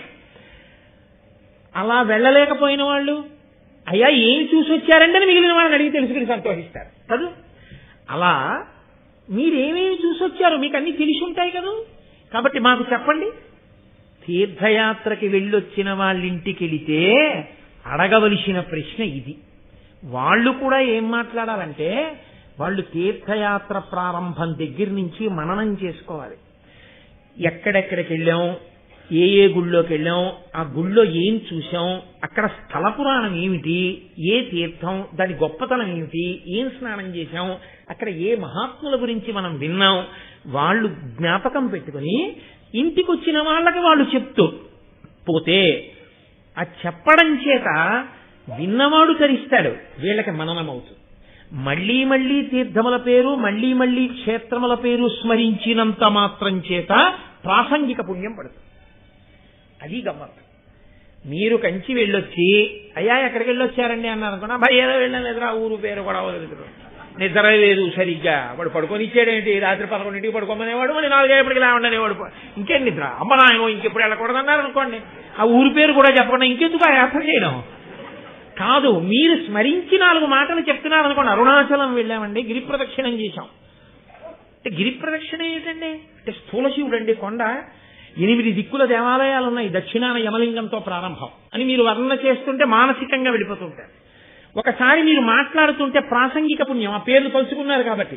అందుకే తీర్థయాత్ర అన్న మాట మీద అన్ని విషయాలు పేర్కొన్నాయి శాస్త్రాలు. సరే ఇప్పుడు నేను మళ్ళీ తీర్థయాత్ర అనగానేమి అని మళ్ళీ ప్రవచనం ఎందుకు కానీ దాని గురించి అందుకు అడగడం. వాళ్ళు నైమిషారణ్యంలో ఉన్న వాళ్ళు చేతకాక ప్రశ్న వేశారని మీరు అనుకోకూడదు. మహాభారతము ధర్మ సూక్ష్మ సమన్వయము. మహాభారతం వింటే మనం ఏం చెయ్యాలో మీరు తెలుసుకోవాలి, నేను తెలుసుకోవాలి. కాబట్టి ఆ ఊంచుకోవడం కోసం భారతం వినడం తప్ప నన్నయ్య గారు బాగా రాశారని నన్నయ్య గారికి సర్టిఫికెట్ ఇవ్వడానికి భారతం చదువుకోవడం ఎందుకు? నన్నయ్య గారికి సర్టిఫికెట్లు మీరు నేను ఇవ్వక్కర్లేదు, ఆయన తరించిపోయారు. ఆయనకి సర్టిఫికెట్ ఇవ్వడానికి భారతం చదువుకోక్కర్లేదు, మనం తరించడానికి నన్నయ్య గారి దగ్గర ఏం నేర్చుకోవాలో తెలుసుకోవడానికి భారతం వినాలి. కాబట్టి ఇప్పుడు ఆయన బ్రహ్మర్షులకు నమస్కరించారు, వాళ్ళందరూ ఆయన్ని ప్రశ్న వేశారు. ఆయన అన్నారు శమంతక పంచకాన్ని చూసి వచ్చారు. ఎందుకు ఈ మాట వచ్చింది అంటే వాళ్ళు ప్రశ్న వేసేటప్పటికే వీళ్ళకి ఇది చెప్తే బాగుండన్న ఉత్సాహం ఒకటి పెళ్ళిపుకుతోంది ఆయనలో. అంటే ఇది చెప్తే బాగుండని ఆయనకు అనిపించింది అంటే అన్నీ తెలుసున్నవాడు ఇది చెప్తే బాగుంటుంది అనుకున్నాడు అంటే అది ప్రయోజనకరమైన విషయము అని మీరు నమ్మవలసి ఉంటుంది కదా, లేకపోతే ఆయనకు ఆ పొంగెందుకు వస్తుంది? కాబట్టి ఆయనకి ఏది జ్ఞాపకం వచ్చిందంటే శమంతక పంచకం జ్ఞాపకానికి వచ్చింది. అక్కడ పరశురాముడు 21 మార్లు ఈ భూమండలం అంతా కూడా దండయాత్ర చేసి క్షత్రియులను తెగటార్చి వారి రక్తంతో 5 సరోవరాలను ఏర్పాటు చేసి ఆ రక్తంతో పితృదేవతలకి తర్పణ చేశాడు. అప్పుడు వాళ్ళు అయ్య బాబోయ్ ఇంకా ఇలాంటి అలజడి వద్దురా నాయన, ఇంకా క్షత్రియ సంహారం చెయ్యకని చెప్పిన తర్వాత ఆయన శాంతించాడు. అదిగో అంత గొప్ప ప్రదేశం ఆ శమంతక పంచకాన్ని, కురుక్షేత్రాన్ని, జనమేజయుణ్ణి, యాగాన్ని, ఇవన్నీ చూసొస్తున్నారు. అంటే వాళ్ళన్నారు మేమేది వింటే బాగుంటుంది, మేమేది తెలుసుకుంటే బాగుంటుంది, ఇది అడగవలసింది. మీరు వేదిక మీద వెళ్ళిన వ్యక్తి దగ్గరికి తీసుకొచ్చి ఇలా ఓ కాగితం ఇచ్చి ఇది చెప్పండి అని అడగకూడదు. ఏది మీకు చెప్పాలో వేదిక మీద కూర్చున్న వాడికి తెలిసి ఉంటుందని మీరు నమ్మవలసి ఉంటుంది. అది వినయం. ఆ వినయం లేని వాడికి వినే అర్హత ఉండదు. ఆ వినయం ముందు నేర్చుకోవలసి ఉంటుంది. కాబట్టి ఆయన చెప్పాలి, మేము ఏది వింటే బాగుంటుంది, మాకు మీరు ఏది చెప్పాలనుకుంటున్నారో, మాకేది పురుషార్థాన్ని కల్పిస్తుంది, మాకు అటువంటి కథని, అటువంటి గ్రంథాన్ని, అటువంటి ఇతిహాసాన్ని, అటువంటి విషయాన్ని మాకు ప్రవచనం చేయవలసింది మహానుభావ అని వాళ్ళు ప్రార్థన చేస్తే ఆయన అన్నారు మా గురువు మహానుభావుడు, వేదమంతా ఒక రాశిగా పడిపోయి ఉంటే కలియుగంలో ఉండేటటువంటి ఆయుర్దాయాన్ని దృష్టిలో పెట్టుకుని 4 వేదములు చదవగలిగిన వాళ్ళుండరని వేదమును విభాగం చేసి రుక్, యజు, సామ, అధర్వణ వేదములని 4 వేదములుగా విభాగం చేసినటువంటి వేదవ్యాస భగవానుడు 18 పురాణములను వెలయించిన తరువాత పంచమ వేదమైనటువంటి మహాభారతాన్ని రచన చేశాడు. అందులో లేనటువంటి ధర్మ సూక్ష్మం లేదు. భారతమంతా రచన చేసిన తర్వాత వేదవ్యాసుడే అన్నాడు, నీకు ఎక్కడ ఏ సమస్య వచ్చినా ఏది తెలుసుకోవాలన్నా భారతమే ఆధారం, ఇంతకన్నా ఇంకోటి ఏది ఉందో నాకు చెప్పాడు. కాబట్టి నీకు జవాబు లేనిది లేదు మహాభారతంలో, అన్నీ ఉన్నాయి.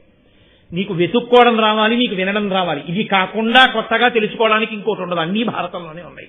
అన్ని ఆఖ్యానములతో, అన్ని ఉపాఖ్యానములతో, అన్ని విశేషాలతో భారత రచన చేశానని మా గురువు అయినటువంటి మహానుభావుడు వేదవ్యాసుడు పేర్కొన్నాడు.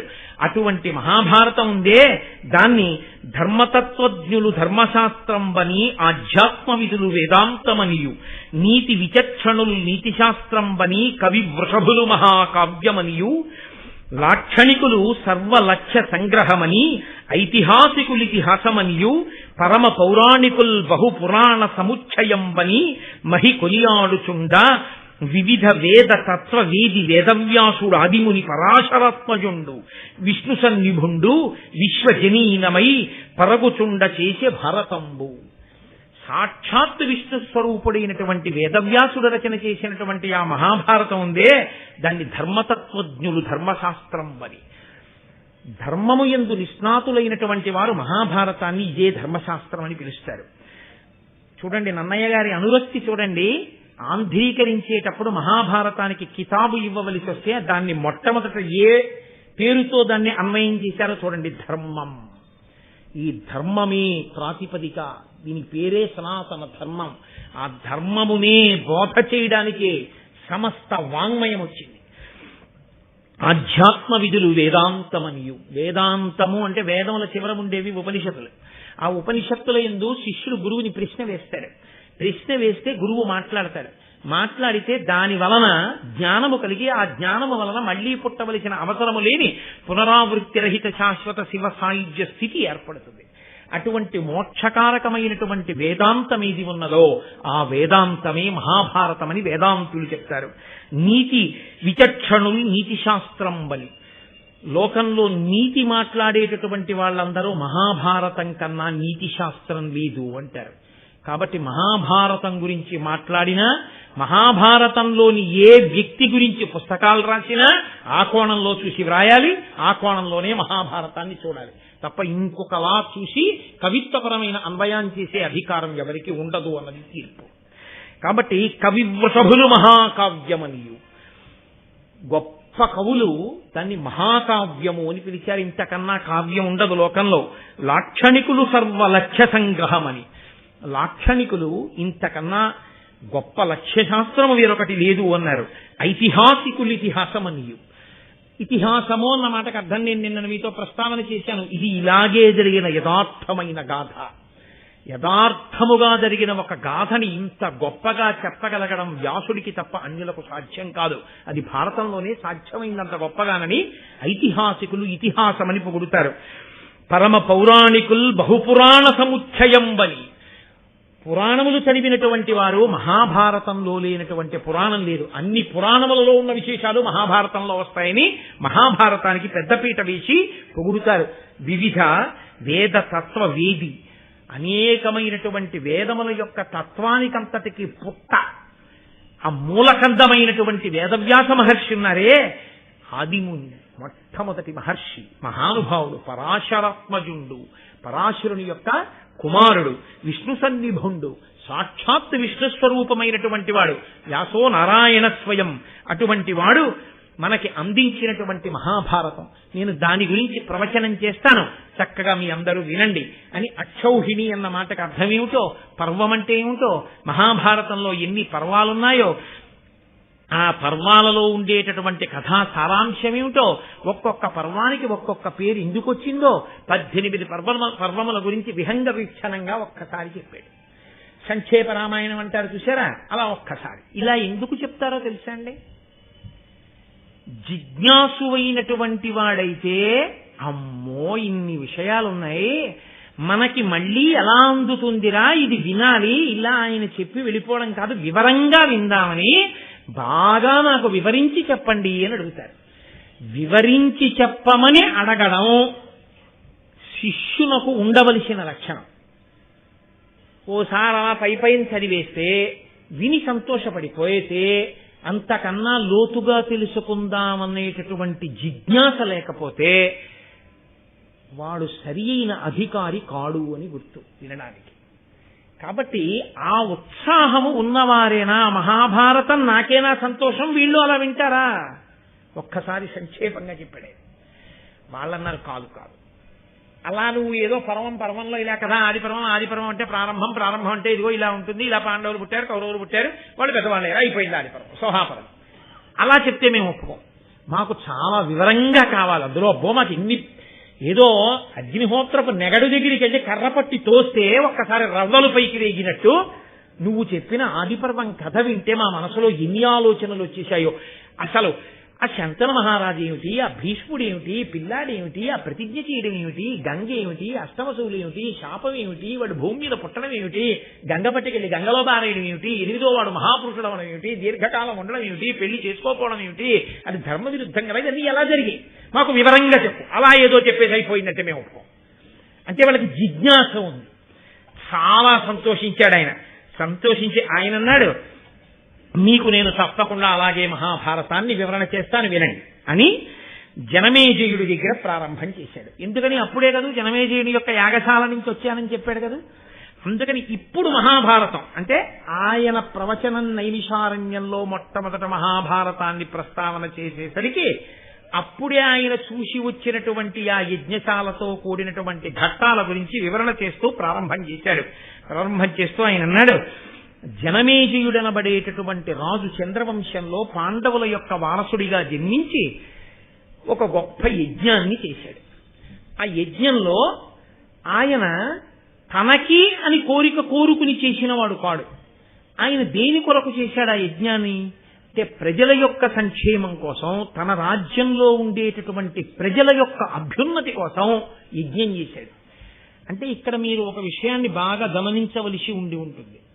వేదము యొక్క ప్రమాణమును అంగీకరించి యజ్ఞయాగాది క్రతువులు లోకక్షేమమునకు హేతువులని నమ్మినటువంటి ప్రభువు సింహాసనం మీద ఉన్నాడు.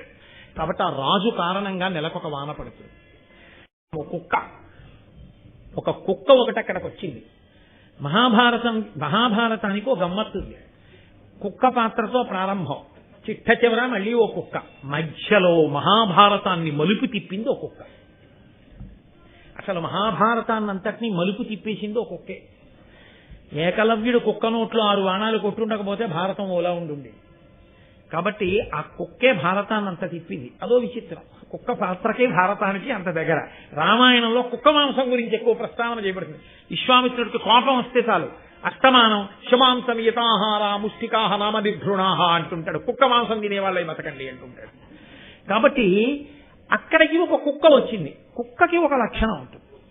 కుక్క ఇంట్లో ఉండకూడదు అని అనరు. కుక్క ఉండవచ్చు ఇంట్లో, కానీ కుక్క రాజద్వారం దాటి లోపలికి కానీ వచ్చిందనుకోండి, దేవతలు మీ ఇంట పూజాగృహంలో ఉన్నటువంటి దేవతలు ఆ రోజు ఉపవాసం ఉండిపోతారు, అన్నం తినరు. దేవతలు ఉపవాసం ఉండిపోయినటువంటి శోభ యజమానిని కట్టి కొడుకుతుంది. ఎప్పుడో అప్పుడు బాధిస్తుంది. అది జాతక చక్రం చూస్తే దొరికేదేం కాదు, ఆ ఉపాసన బలం ఉన్న వాళ్ళకి తెలుస్తుంది. ఎందుచేత అంటే శృంగగిరికి పీఠాధిపత్యం వహించారు చంద్రశేఖర భారతీ స్వామి వారు. ఆయన దగ్గరికి ఒకప్పుడు ఒక ఆయన వెళ్ళి దిగులుగా కూర్చున్నాడు. ఆయన మాట్లాడుతూ ఏమలా కూర్చున్నావు, ఏం చేస్తుంటావు అన్నారు. నేను రోజు శాలగ్రామాలను ఆరాధన చేస్తాను. ఆయన అన్నారు, మీ ఇంట ఉన్నటువంటి శాలగ్రామాల్లో ఒక శాలగ్రామాన్ని మీ నాన్నగారు జీవించి ఉన్నంత కాలం వేరుగా పూజ చేసి దానికి చాలా పెద్ద నైవేద్యం పెడుతుండేవారు. మీ నాన్నగారు శరీరం విడిచిపెట్టిన తర్వాత ఆ శాలగ్రామానికి వేరు పూజ నువ్వు చేస్తున్నావా కొడుగ్గా? ఈయనేం చెప్పలేదు ఆయనకి, అదేనే దివ్య దృష్టి అని మనం చేసింది. అంటే ఆయన అన్నాడు, నిజమే, మీరు ఎలా గ్రహించారో నాకు తెలియదు. మా నాన్నగారు ఒక శాలగ్రామాన్ని ప్రత్యేకంగా పూజ చేసేవారు, మిగిలిన వాటితో కలపకుండా పూజ చేసి దానికి వేరే పెద్ద నైవేద్యం పెడుతుండేవారు. మా నాన్నగారు చనిపోయిన తర్వాత నేను ఆ సాలగ్రామాన్ని మిగిలిన సాలగ్రామాలతో కలిపేశాను. అన్నింటికీ కలిపి కాసి నీళ్లు పోసి పూజ చేసేసి అన్నిటికీ కలిపి నైవేద్యం పెడుతున్నాను. అంటే చంద్రశేఖర భారతీ స్వామి గారు అన్నారు, అందుకే నువ్వు ఇబ్బందిలో ఉన్నావు. ఆ సాలగ్రామం అది నృసింహ సాలగ్రామం. దాన్ని మిగిలిన వాటితో కలిపి పూజ చేయడానికి వీల్లేదు. దాన్ని వేరుగా పూజ చెయ్యాలి. దానికి వేరుగా మహానైవేద్యం ఎక్కువ పెట్టాలి. దాని ఆకలి ఎక్కువ. నువ్వు అలా పెట్టని కారణం చేత నీ ఇంటి పూజా మందిరంలో ఆకలితో ఉండిపోయిన నృసింహ సాలగ్రామం యొక్క వ్యధ నిన్ను కట్టి కుడుపుతోంది. అందుకు బాధపడుతున్నావు. ఇంటికి వెళ్లి నృసింహ సాలగ్రామాన్ని వేరు చేసి పూజ చేసి పెద్దగా నైవేద్యం పెట్టడం మొదలుపెట్టు అన్నారు. ఆరాధన తెలిసి ఉండాలి, సరిగా ఉండాలి. విగ్రహం ఎంత ఉండాలో తెలిసి ఉండాలి. పెద్దలను అడిగి పూజా మందిరంలో పెట్టుకోవాలి. ఇప్పుడు నేను ఈ మాట అన్నానని ఆ తర్వాత ఇంకా అనేక ప్రశ్నలతో నా దగ్గరికి దయచేసి రాకండి. కొన్ని లేనిపోని ఉపద్రవాలు తెచ్చుకోవడం అవుతుంది. కాబట్టి అలా చేయకపోతే ఏమవుతుందంటే, ఇంత ఆకలితో ఉన్నవాడు ఏడుస్తూ కూర్చుంటే ఎంత ప్రమాదం వస్తుందో, సీతమ్మ తల్లి ఏడుస్తూ కూర్చున్నటువంటి ఆ కన్నీటి బిందువు భూమి మీద పడితే భూమి అంతా కాలిపోతుంది. ఆ కన్నీటి బిందువుకు కారణమైన రాక్షసుల్ని కాలుద్దామని యశోకవన్నిం జనకస్మజాయాం ఆదాయతే నైవ దదాహలంకాం, ఆ కన్నీటి బిందువే అగ్నిహోత్రంగా తీసుకెళ్లి పెట్టారు ఆంజనేయ స్వామి. అంతే లంక కాలిపోయింది. ఒక్కొక్కరి కన్నీటి బిందువు, ఒక్కొక్కరి బాధ, ఒక్కొక్కరి క్షోభ కట్టి కుడిపేస్తాయి. అది మీకు జాతక చక్రానికి కూడా అందేదిగా ఉండదు ఒక్కొక్క దోషం. అటువంటి దోషాన్ని పట్టగలిగిన వాళ్ళు మళ్ళీ ఒక మహాత్ముడైనటువంటి వాడు మాత్రమే తన అంతర్దృష్టి చేత తెలుసుకోగలుగుతారు. అది అందరికీ సాధ్యం కాదు. అటువంటి మహాత్ములు అంత తేలిగ్గా అన్ని వేళలా లభ్యమైన మన గురించి మాట్లాడడానికి అవకాశం ఉండవచ్చు, ఉండకపోవచ్చు. కాబట్టి చేసే పని జాగ్రత్తగా చెయ్యవలసి ఉంటుంది. కాబట్టి మహాభారతంలో ఒక కుక్క గురించి ప్రస్తావన చేశారు అంటే అంత తేలికగా మీరు స్వీకరించకూడదు. కుక్క పరమ పవిత్రమైన ప్రాంగణమునందు ప్రవేశించరాదు. అది మీ పెంపుడు కుక్కవచ్చు, కానీ మీరు భారతం వినడానికి రావచ్చేమో, దానికి వాకింగ్ అయిపోతుంది కదా అని దాన్ని పట్టుకుని గుళ్ళోకి మాత్రం రాదు. అది దోషభూయిష్టం. దాన్ని పట్టుకుని జనులు తిరగని ప్రదేశంలో తిరగాలి. అంతేకాని అబ్బే ఏం చేయదండి, అబ్బే ఏం చేయ, నీకు తెలుసు పక్కన వెళ్తున్న వాడికి, వాడిని ఎప్పుడో కలిసి వాడు అలాగే వెనకాల ఉంటాడు. అవతల ఏదో వెళ్ళవలసిన వేళ అయిపోతున్నది, ఇది పక్క నుంచి ఎడితే కలుస్తుందేమో అని చెప్పుకోలేక నలుగురిలో దాని వెనకాతలే మెల్లగా వెడుతుంటాడు భయపడి. అయితే పక్క సందులో పోతాడు పనున్నా లేకపోయినా. ఈ రోడ్డు మీద తిప్పడం ఏంటి? ఎవరూ లేని చోట తిప్పాలి అలాంటి దాన్ని తీసుకెళ్ళి.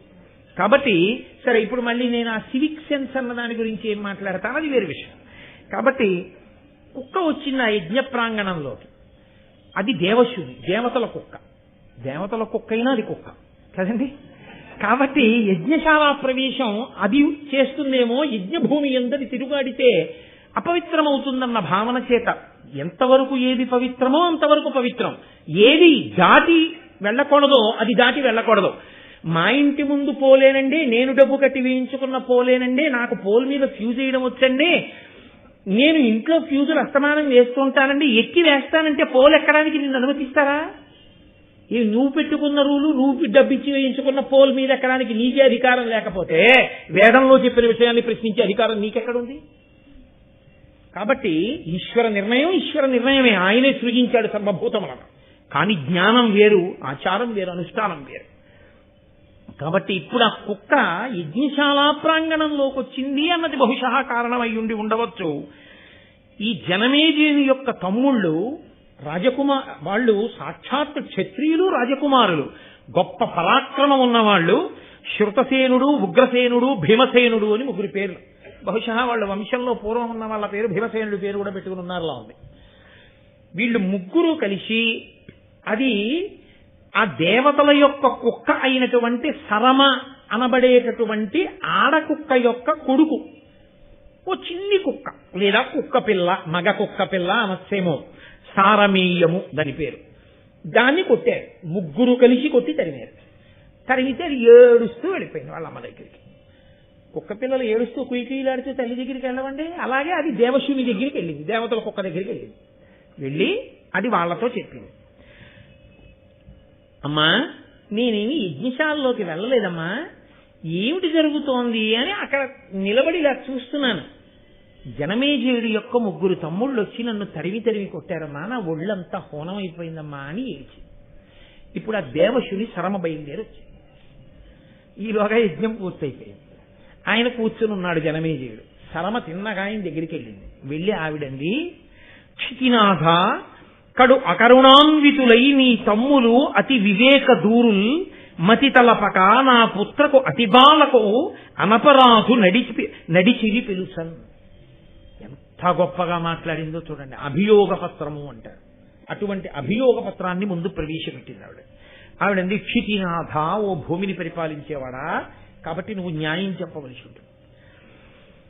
కడు అకరుణాన్వితులై దయలేని వారై నీ తమ్ములు అతి వివేక దూరుల్, వివేకమునకు దూరంగా బతుకుతున్నటువంటి నీ తమ్ముళ్ళు మతి తలపక, ఆలోచించకుండా నా పుత్రకు అతి బాలకు, నా కొడుకు చాలా చిన్నవాడు, చిన్ని కుక్క, అనపరాధు, అదేం దోషం చేయలేదు, అది యాగశాల దగ్గరికి రాలేదు, అది ఎవరిని ముట్టుకోలేదు, దూరం నుంచి అలా నిలబడి చూసింది. అలా చూసిన కారణానికి వాళ్ళు వచ్చి 3 కలిసి నీ తమ్ముళ్ళు దాన్ని వెంటాడి వెంటాడి కొట్టారు. అది దెబ్బలతో బాధపడుతూ నా దగ్గరికి వచ్చింది. రాజా, నేను నీతో ఒక విషయం చెప్పి వెళ్ళిపోదామని వచ్చాను. నీ తమ్ముళ్ళు కొట్టారని కానీ, నీ తమ్ముళ్ళని శిక్షించమని కానీ నేను అడగదలుచుకోలేదు. నేను ఒక్క మాట చెప్తాను విను. తగునిది తగదని ఎదలో వగవక సాధులకు పేదవారల కెగ్గుల్ ముగిచేయు దుర్వినీతులకు అనినిమిత్తాగమంబులైన భయంబుల్. ఎంత గొప్ప మాట చెప్పేసిందో చూడండి. తగునిది తగదని ఎదలో వగవక, ఈ పని చెయ్యొచ్చు, ఈ పని చెయ్యకూడదు అని మనసులో ఆలోచన చెయ్యకుండా సాధులకు, భగవంతుణ్ణి నమ్ముకుని బ్రతికేటటువంటి సాధు పురుషుల దగ్గర, పేదవారల బలహీనులైనటువంటి వారి దగ్గర ఎగ్గుల్ముగి చేయు దుర్వినీతులకు, వాళ్ళు ఏం చేస్తారులే అని భగవద్భక్తి కలిగినటువంటి వాడు ఓర్చుకుంటాడు. ఆయనే మారతాళ్లే అని క్షమిస్తాడు.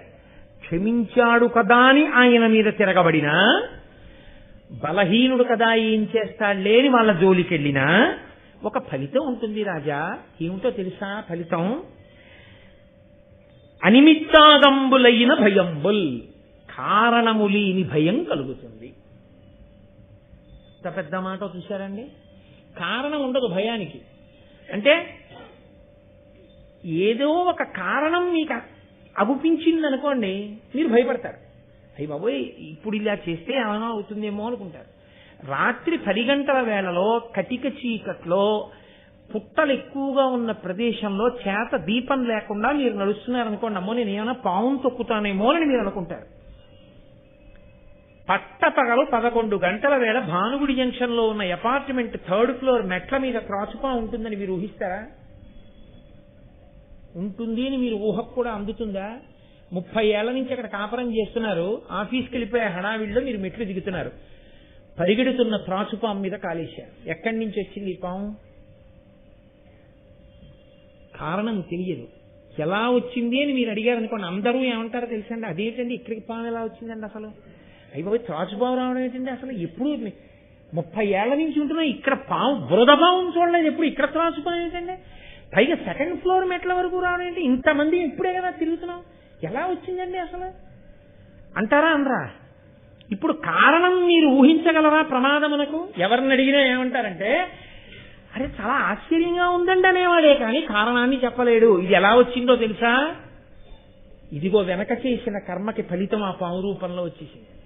కారణం మనకు దొరకకుండా వస్తుంది సుమా, గ్రహించుకో రాజా. వెళ్ళిపోయింది కుక్క. రాజు పురోహితుడిని వెతుక్కుంటూ వెళ్ళిపోయాడు అన్నాడు వ్యాస భగవానుడు నన్నయ్య భట్టు. ఇది బాహ్యంలో వింటే ఏమిటంటే ఏదో అర్థమైనట్టు ఉంది, అర్థం కానట్టు ఉంది, ఏమిటో ఏదో పట్టి పట్టక, దొరికి దొరకక, చిక్కి చిక్కక అలా ఉన్నట్టుంది ఏమిటండి అనిపిస్తుంది. దానినే ఉత్కంఠ అంటారు. ఉత్కంఠ అంటే ఇలా కంఠాన్ని పైకెత్తి చూస్తున్నాడు అనుకోండి, అంటే దాని మీద అనురక్తి ఏర్పడింది అని గుర్తు. 100 మంది అలా గుండ్రంగా నిల్చున్నారు అనుకోండి, నేను మానా నేను వెళ్ళిపోతున్నా మోటార్ సైకిల్ మీద ఒకసారి ఆపి స్టాండ్ వేసి ఇలా వచ్చి, పొడుగ్గా ఉన్నవాడు కాదు, అలా చూడగానే ఏం కనపడదు, కాళ్ళు ఇలా ఇలా ఎత్తి ఎత్తి చూస్తుంటాడు. ఉత్కంఠ అంటే ఏమైందో తెలుసుకోవాలి. మహాభారత ప్రారంభంలో వ్యాస భగవానుడు నన్నయ్య గారు ఒక మనుష్యేతర పాత్రని ప్రవేశపెట్టారు. మనుష్యుడు కాదు, శునకం.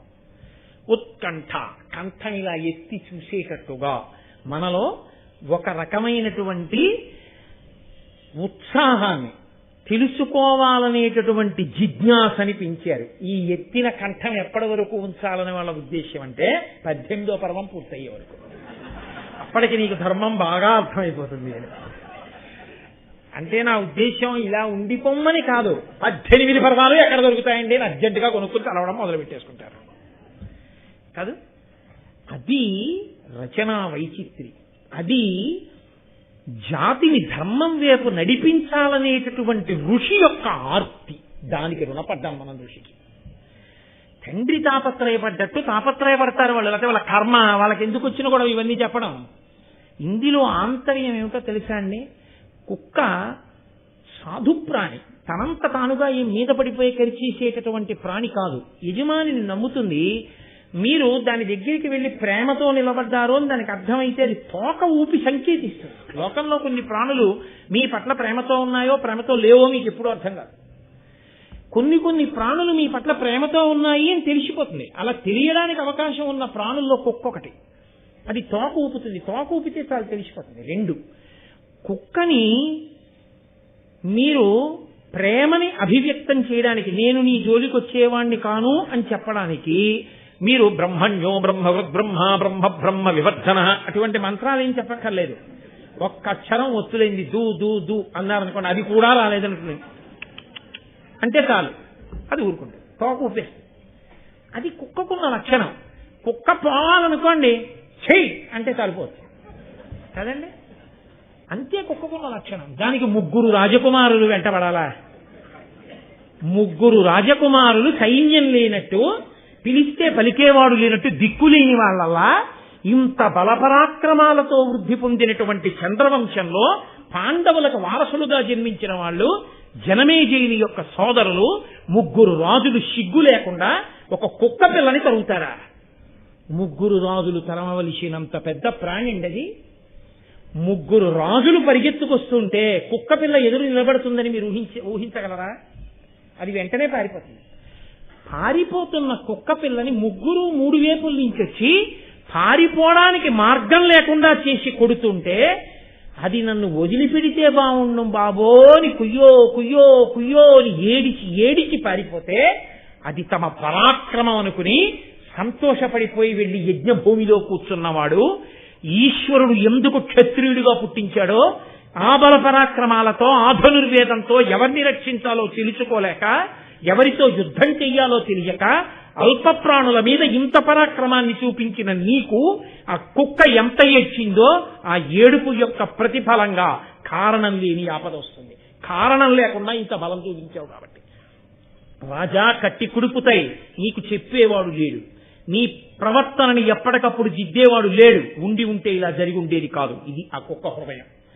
దేవశుని అందుకు చెప్పింది ఈ మాట. కాబట్టి ఈ ఘట్టం కేవలం మహాభారతంలో ఆనాటిదని మీరు అనుకోకండి. మీరు సమాజంలో ఎప్పుడు ఎక్కడికి వెళ్ళి నిలబడండి, మీరు 3 మధ్య ఉంటారు ఎప్పుడు. 1 మీకన్నా తక్కువ వాళ్ళు, 2 మీతో సమానులు, 3 మీకన్నా అధికులు. ఈ 3తో కాకుండా 4వ వాడు మీకు ఉండడు. ఏ ప్రాణి ముందు మీరు వెళ్ళి నిలబడినా 1 మీతో సమానమై ఉండాలి, 2 మీకన్నా అధికమై ఉండాలి, 3 మీకన్నా తక్కువై ఉండాలి.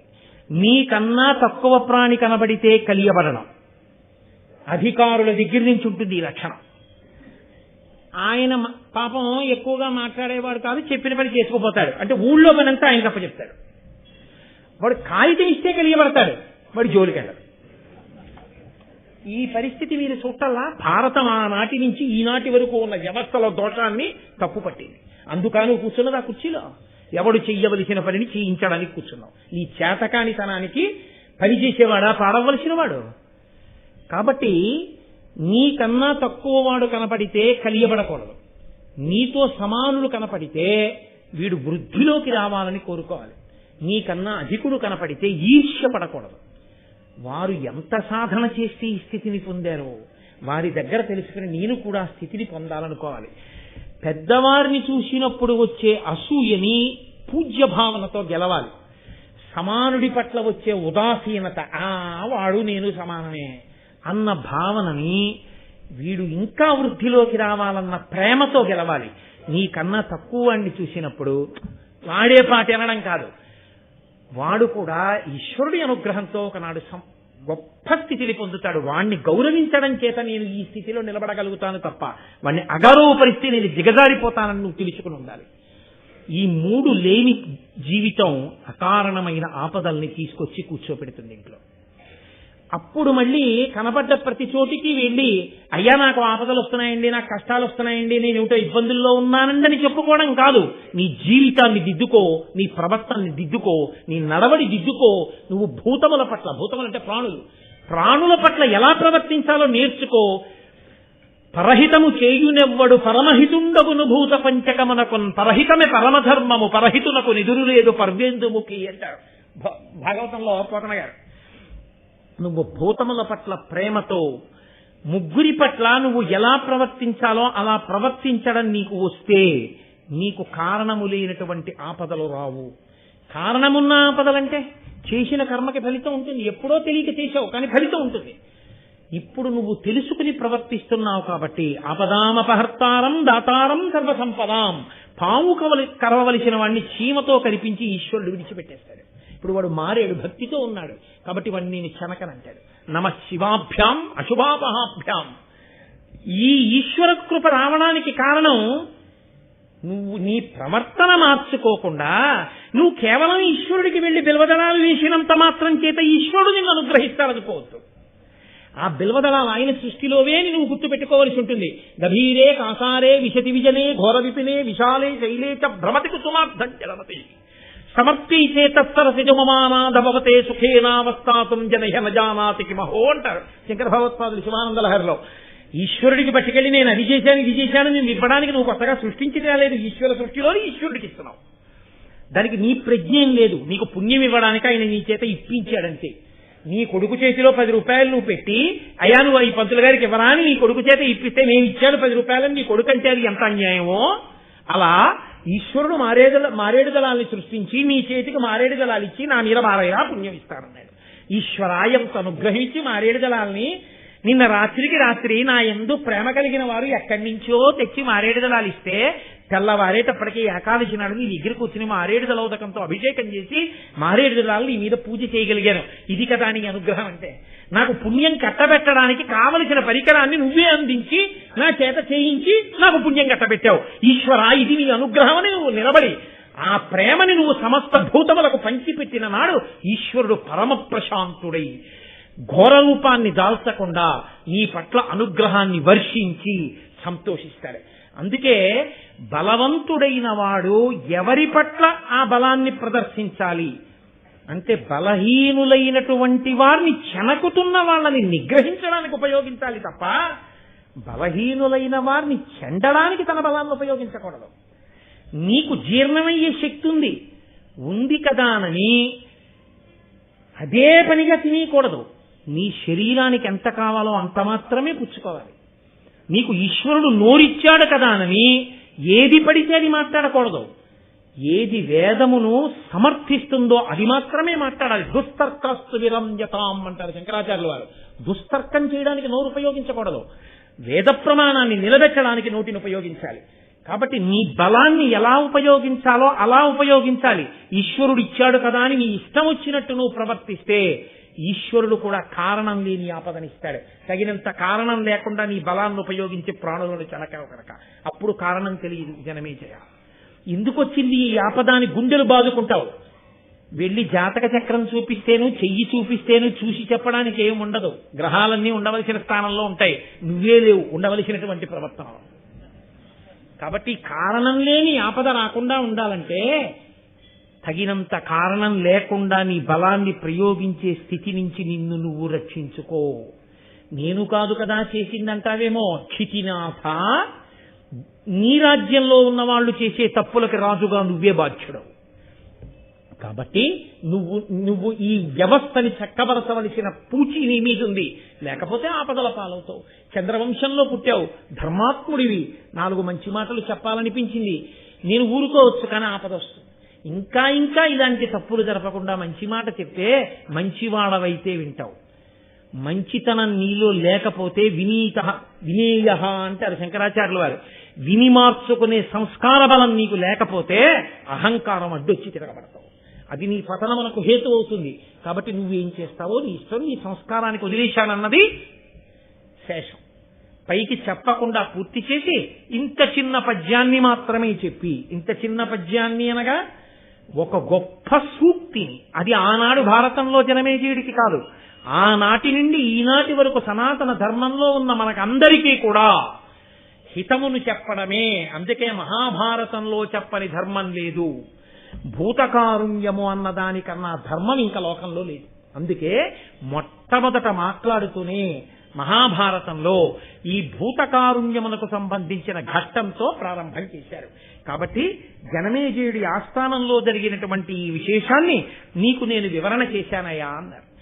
అన్న తర్వాత మహానుభావుడైనటువంటి జనమేజయుడు ఆలోచించాడు. ఆయన వెంటనే పురోహితుణ్ణి అన్వేషిస్తూ బయలుదేరాడు. ఈ పురోహితుణ్ణి అన్వేషిస్తూ బయలుదేరడము అన్న ఘట్టం ఒక్క భారతంలో ఇక్కడే కాదు, పాండవులతో ఒకానొకప్పుడు, మీకు ఆదిపర్వంలోనే ఒక చోట వస్తున్నప్పుడు నేను పూర్తిగా వివరణ చేస్తాను. ఒక గంధర్వుడు చెప్తాడు, మీకు పురోహితుడు లేని కారణం చేత ఇలా ఇబ్బందులు కలుగుతున్నాయి, పురోహితుణ్ణి ఎంచుకోండి అంటాడు.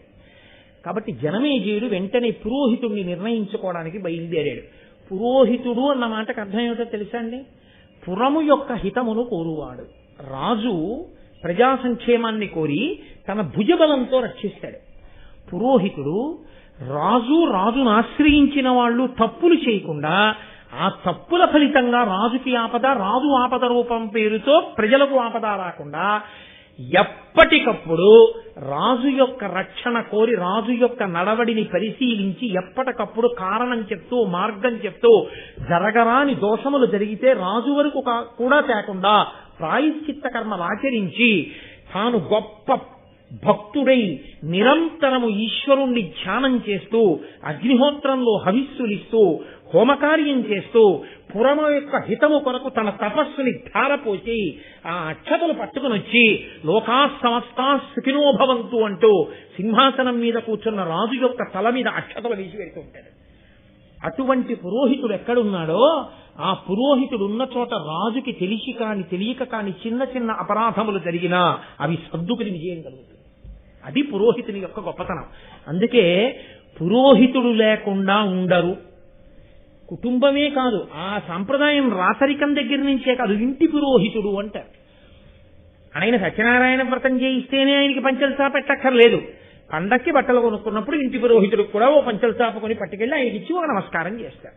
ఎందుకని అంటే ఆయన ఓ పూజ చేసుకుంటున్నా, ఓ హోమం చేసుకుంటున్నా, ఆయన కాశీ వెళ్లి విశ్వేశ్వరుడికి అభిషేకం చేసుకుంటున్నా, పాపం నా ఇందు ప్రీతి కలిగిన వాడు, ఆ కుటుంబం అంతా నన్ను నమ్ముకునుంది, ఆయన మళ్లీ మళ్లీ నా దగ్గరికి వచ్చేటప్పుడు, ఏమండి మీరు ఇంటి బ్రహ్మగారు, ఇదిగో మీ చలవ కన్యాదానం చేసేశాను, బాలసార ఇదిగో మనవడు పుట్టాడు, బాలసార ముహూర్తం ఎప్పుడు పెడతారు అని, నా మనవరాలు పుట్టింది, మనవరాలకి పేరు ఎప్పుడు పెడదాం, అన్నప్రాసన ఎప్పుడు చేద్దాం అని ఇంటి తోరణం విప్పడానికి వీలు లేకుండా తోరణం మీద తోరణం, తోరణం మీద తోరణం కడుతూ శుభకార్యాలకి నేను వెళ్లి యాజకత్వం వహించగలిగినటువంటి అదృష్టం యజమానికి పట్టాలి. పాపం నన్ను నమ్ముకుని ఉన్నాడని ఆయన కాశీ వెళ్లి విశ్వనాథుని యొక్క శివలింగాన్ని మీద కాశీ నీళ్లు పోసేటప్పుడు మిమ్మల్ని స్మరిస్తాడు. ఆయన మిమ్మల్ని స్మరించాడు కాబట్టి ఆ కారణం చేత మీరు చేస్తున్న చిన్న చితకా దోషాలుంటే సర్దుకుంటాయి పురోహితుడుంటే. అందుకని ఇంటి పురోహితుడు, ఇంటి చాకలి అని దేవతాంశ సంభూతులు వాళ్ళందరూ. చాకలి స్పృశిస్తే చాలు దోషం పోతుంది. కాబట్టి వారిని గౌరవిస్తారు శాస్త్రంలో.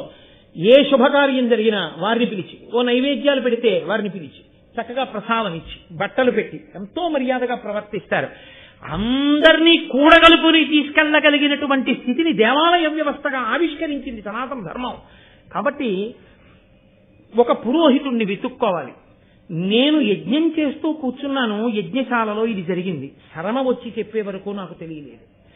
ఇలాంటివి జరగకుండా ఉండాలి అంటే నా చాటున కూడా సరి అయిన మాటలు చెప్పి కాపాడగలిగిన ఒక పురోహితుడు కావాలి. ఇప్పుడు పురోహితుడిని వెతుక్కోవడానికి ఏ మంత్రినో పిలిచి ఓ పురోహితుడిని చూడండి అని పంపించలేదు, తాను బయలుదేరాడు. ఒక మర్యాద అని ఒక మాట ఉంటుంది. మీరు చూడండి, సభకి ఆధ్యక్షము అని ఒక మాట ఉంటుంది. ఆధ్యక్షం వహించేటటువంటి వ్యక్తి సభలో పెద్దరికాన్ని వహిస్తాడు. ఆయన్ని మాత్రమే మనం ఆహ్వానిస్తాం, మిగిలిన వాళ్ళని ఆహ్వానిస్తాం. ఈనాటి సభకి ఫలానా వారిని అధ్యక్షత వహించవలసిందిగా కోరుతున్నాం. వారికి ఫలానా వారు పూలదండ వేస్తారు. మిగిలిన వాళ్ళని పిలిచి మిగిలిన సభా కార్యక్రమాన్ని అధ్యక్షుల వారు నడిపిస్తారు. వీరు అధ్యక్షం వహిస్తారు అని చెప్పి వారిని కూర్చోబెట్టి మీరు వెళ్ళిపోయి అన్ని మీరే తిరిగేస్తుంటే, మీరే పిలిచేస్తుంటే, మీరే మాట్లాడేస్తుంటే ఈయనెందుకు? అలా నామమాత్రావశిష్టంగా కూర్చోబెట్టరు సనాతన ధర్మంలో. ఆయన సభని నడిపిస్తాడు. ఆయన ఎవరెంతసేపు మాట్లాడాలో చెప్తాడు. ఆయన సభ పూర్తయిపోయిందని ప్రకటిస్తాడు. అధ్యక్షుడి సభని పూర్తయిపోయిందని ప్రకటించాడంటే ఆ సభ పూర్తయిపోయిందని గుర్తు. సభాధ్యక్షుడు ఉండేది ఎందుకు అంటే తాను మాట్లాడడానికి కాదు, ఎవరు ఎంత మాట్లాడాలో చెప్పి సభను నడిపించడానికి. కాబట్టి మీరు ఆ భారతంలో ఎదర చూస్తారు, సభాధ్యక్ష పదవి గురించి ఎంత గొప్పగా మాట్లాడతారో మీరు చూద్దురు గాని. నిజంగా అందుకే అన్నారు, భారతంలో లేని ధర్మం ఎక్కడుంది, భారతం సమస్త ధర్మముల సమాహారం. కనుక ఇప్పుడు ఆయన పురోహితుణ్ణి వెతుక్కుంటూ తానే బయలుదేరాడు. అది ఎవరికో అప్పచెప్పడం కాదు, తనకి అత్యంత ముఖ్యమైన విషయంలో తాను జాగరూకుడై ఉండాలి. తన వ్యక్తిగతమైనటువంటి శ్రద్ధ తాను పెట్టాలి. పెట్టి తాను ఎంచుకోవలసి ఉంటుంది. కొన్ని విషయాలు ఇతరుల మీద విడిచిపెట్టేసేవి కావు.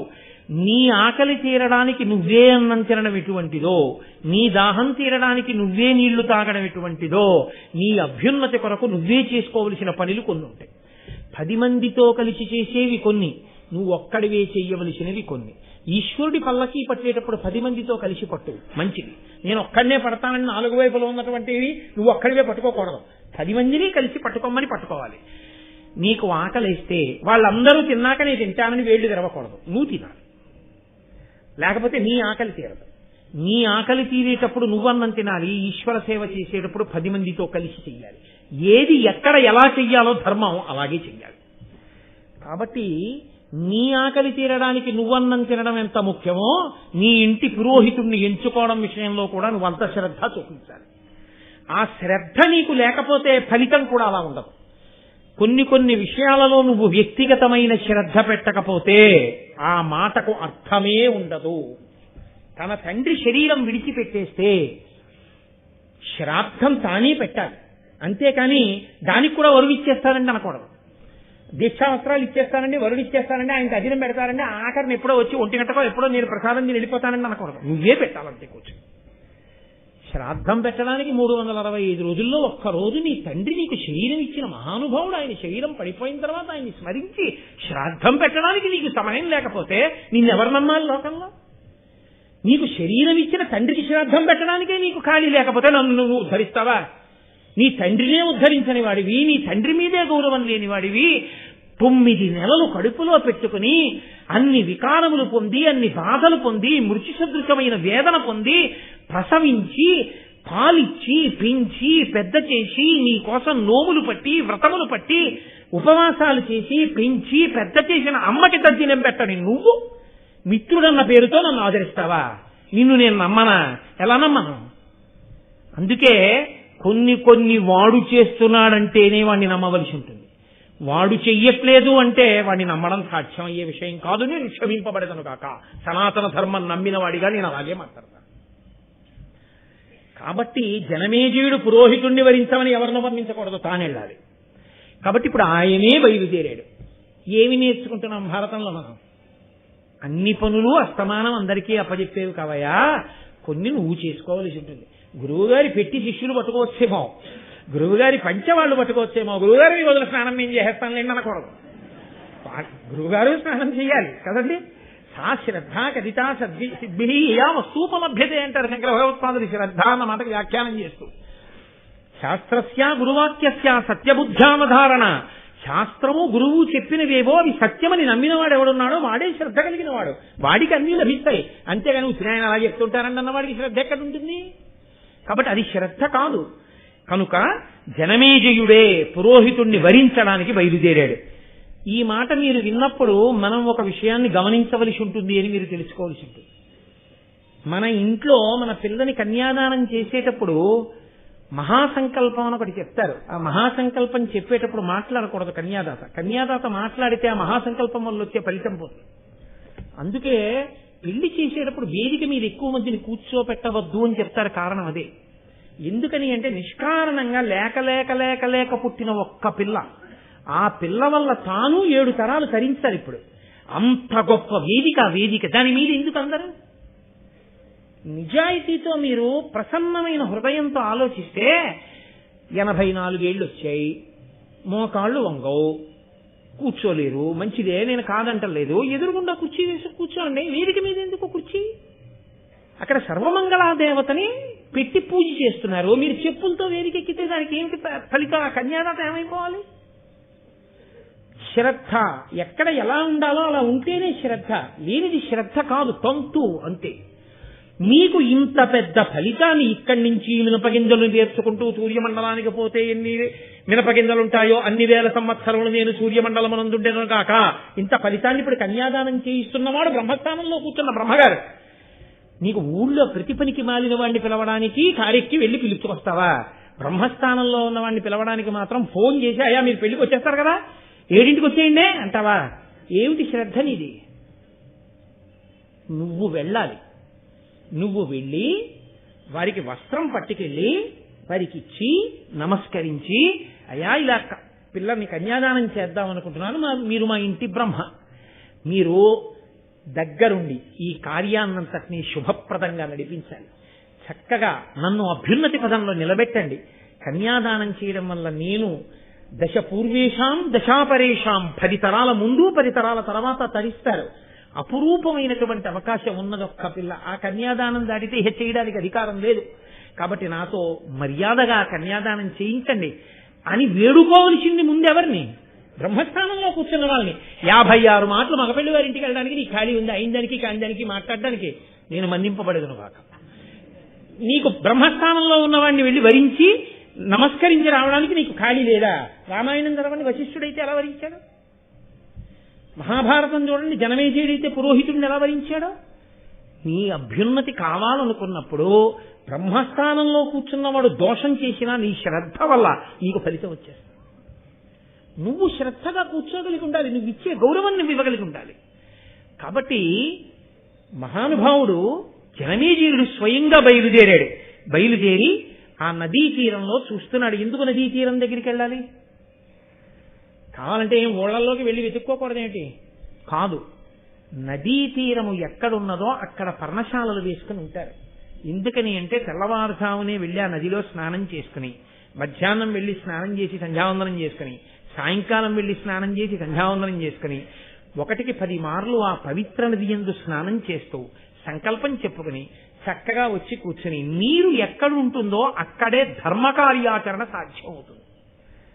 ఆచమనం చెయ్యాలి, అన్నీ బాగున్నాయి, ఇచ్చిన విడిది అద్భుతమైన విడిది. బయట నుంచి మినరల్ వాటర్ బాటిల్ తెచ్చుకుంటేనే నీళ్ళు ఒక్కటే దొరకవు, స్నానం కూడా ఉండదు. ఎందుకది? పక్కన నది ప్రవహిస్తోంది, చాలు నువ్వు తరించిపోయావు. అందుకే బాలకాండలో రాముడు విశ్వామిత్రుడితో కలిసి వెళితే మహానుభావ బ్రహ్మన్ గురువర్య ఇక్కడ దగ్గరలో నది ప్రవహిస్తోంది, మీరు ఇక్కడ ఉందురుగానంటాడు. ఎవరికి ఎక్కడ ఆవాసం ఇవ్వాలో తెలిసి ఉండాలి, ఎవరి హృదయాన్ని బట్టి వాళ్ళకి ఇవ్వాలి. కాబట్టి ఆ నదీ తీరంలో ఉంటారు మహాత్ములు, ఆ అనుష్ఠానం తెలుసున్న వాళ్ళు ఆ అనుష్ఠానం అంటే ప్రాణం వాళ్ళకి. వాళ్ళ మనసులు పరిపక్వమై వాళ్ళు చేసిన సత్కర్మల చేత రాజ్యాన్ని ప్రభువుని రక్షించాలని కోరుకుంటారు. ఎందుకని కోరుకుంటారు? అదొక ధర్మ విశేషం. మళ్ళీ ఒక్కొక్కరికి ఒక్కొక్క లక్షణం. క్షత్రియుడు వంశం మీద చచ్చిపోకూడదు, భూమి మీద చచ్చిపోకూడదు అంది శాస్త్రం. ఆయన యుద్ధ భూమిలో చచ్చిపోయిన నాడే ఆయన జన్మకి సార్థకత అంది. ఆయన మాంసం తినవచ్చు అంది. ఎందుకు తినవచ్చు అంది? ఆయనకి బలం ఉండాలి. ఆయనకి బలం ఎందుకు ఉండాలి? నేను భారతం కాలం నాటి విశేషాలని మీకు వివరణ చేస్తున్నాను. ధర్మం ఎప్పటికీ ధర్మమే తప్ప ఈనాడు అలా యుద్ధాలు చేయమన్నది నా ప్రతిపాదన కాదు. కాబట్టి ధర్మం అలాగే మాట్లాడుతుంది. మాంసం తిను, దోషం లేదు. రామచంద్రమూర్తి తిన్నారు, దోషం లేదు. ఎందుకు మాంసం తిన్నాడు? శరీరము బలంగా ఉండాలి. ఇప్పుడు ఈ బలంగా ఉన్న శరీరం ఏం చెయ్యాలి?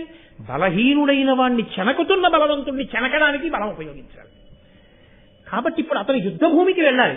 యుద్ధభూమిలో బలహీనుల్ని పాడి చేస్తున్న వేరొక బలవంతుణ్ణి చంపే ప్రయత్నంలో తాను చచ్చిపోయినా తన స్వధర్మంలో తాను చచ్చిపోయాడు. అందుకే వీరస్వర్గం ఇచ్చామన్నారు.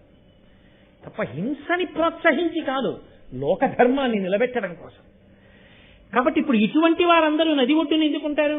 వారెప్పుడు ఒకటి కోరుకుంటుంటారు, బలవంతుడై ధర్మాత్ముడై యజ్ఞయాగాది క్రతువులు చేస్తూ లోకాన్ని రక్షించాలని కోరుకునే రాజు 10 కాలాలు బతికుండాలని కోరుకుంటారు.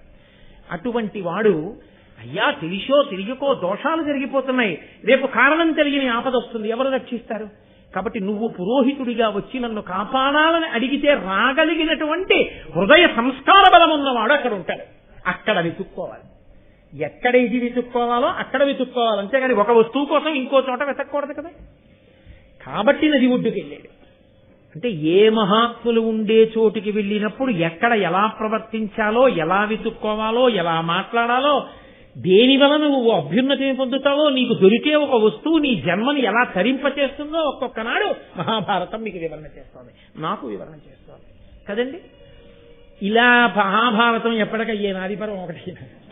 కాబట్టి సరే, ఎప్పుడైతే ఏక శబ్ద సమ్యజ్ఞాత సృష్ట ప్రయుక్త స్వర్గే లోకే కామదుగ్భవతి, ఒక్క మాట సంతోషంగా చెప్పుకున్నది సమస్త కామ్యములను వర్షిస్తుంది. ఆయన అక్కడ ఉండేటటువంటి మునిపల్లె అంటే అక్కడ ఎవ్వరూ కూడా సౌకర్యముతో పెద్ద భోగములతో కూడినటువంటి ప్రాంగణములను కట్టుకున్నవారు ఉండరు. అంటే రక్షణ వ్యవస్థ దీటుగా ఏర్పాటు చేసుకున్నవారు ఉండరు. వైదికముగా ఉంటాయి అక్కడ ఉన్నవి. వైదికముగా అంటే మీరు ఒక్కటే గుర్తుపెట్టుకోవాల్సి ఉంటుంది. ఇప్పట్లో మీకు వెంటనే అర్థమైపోవాలి అంటే ఆర్సీసీతో స్ట్రక్చర్స్ లాంటివి ఉండవు అని మీరు గుర్తుపెట్టుకోవాలి.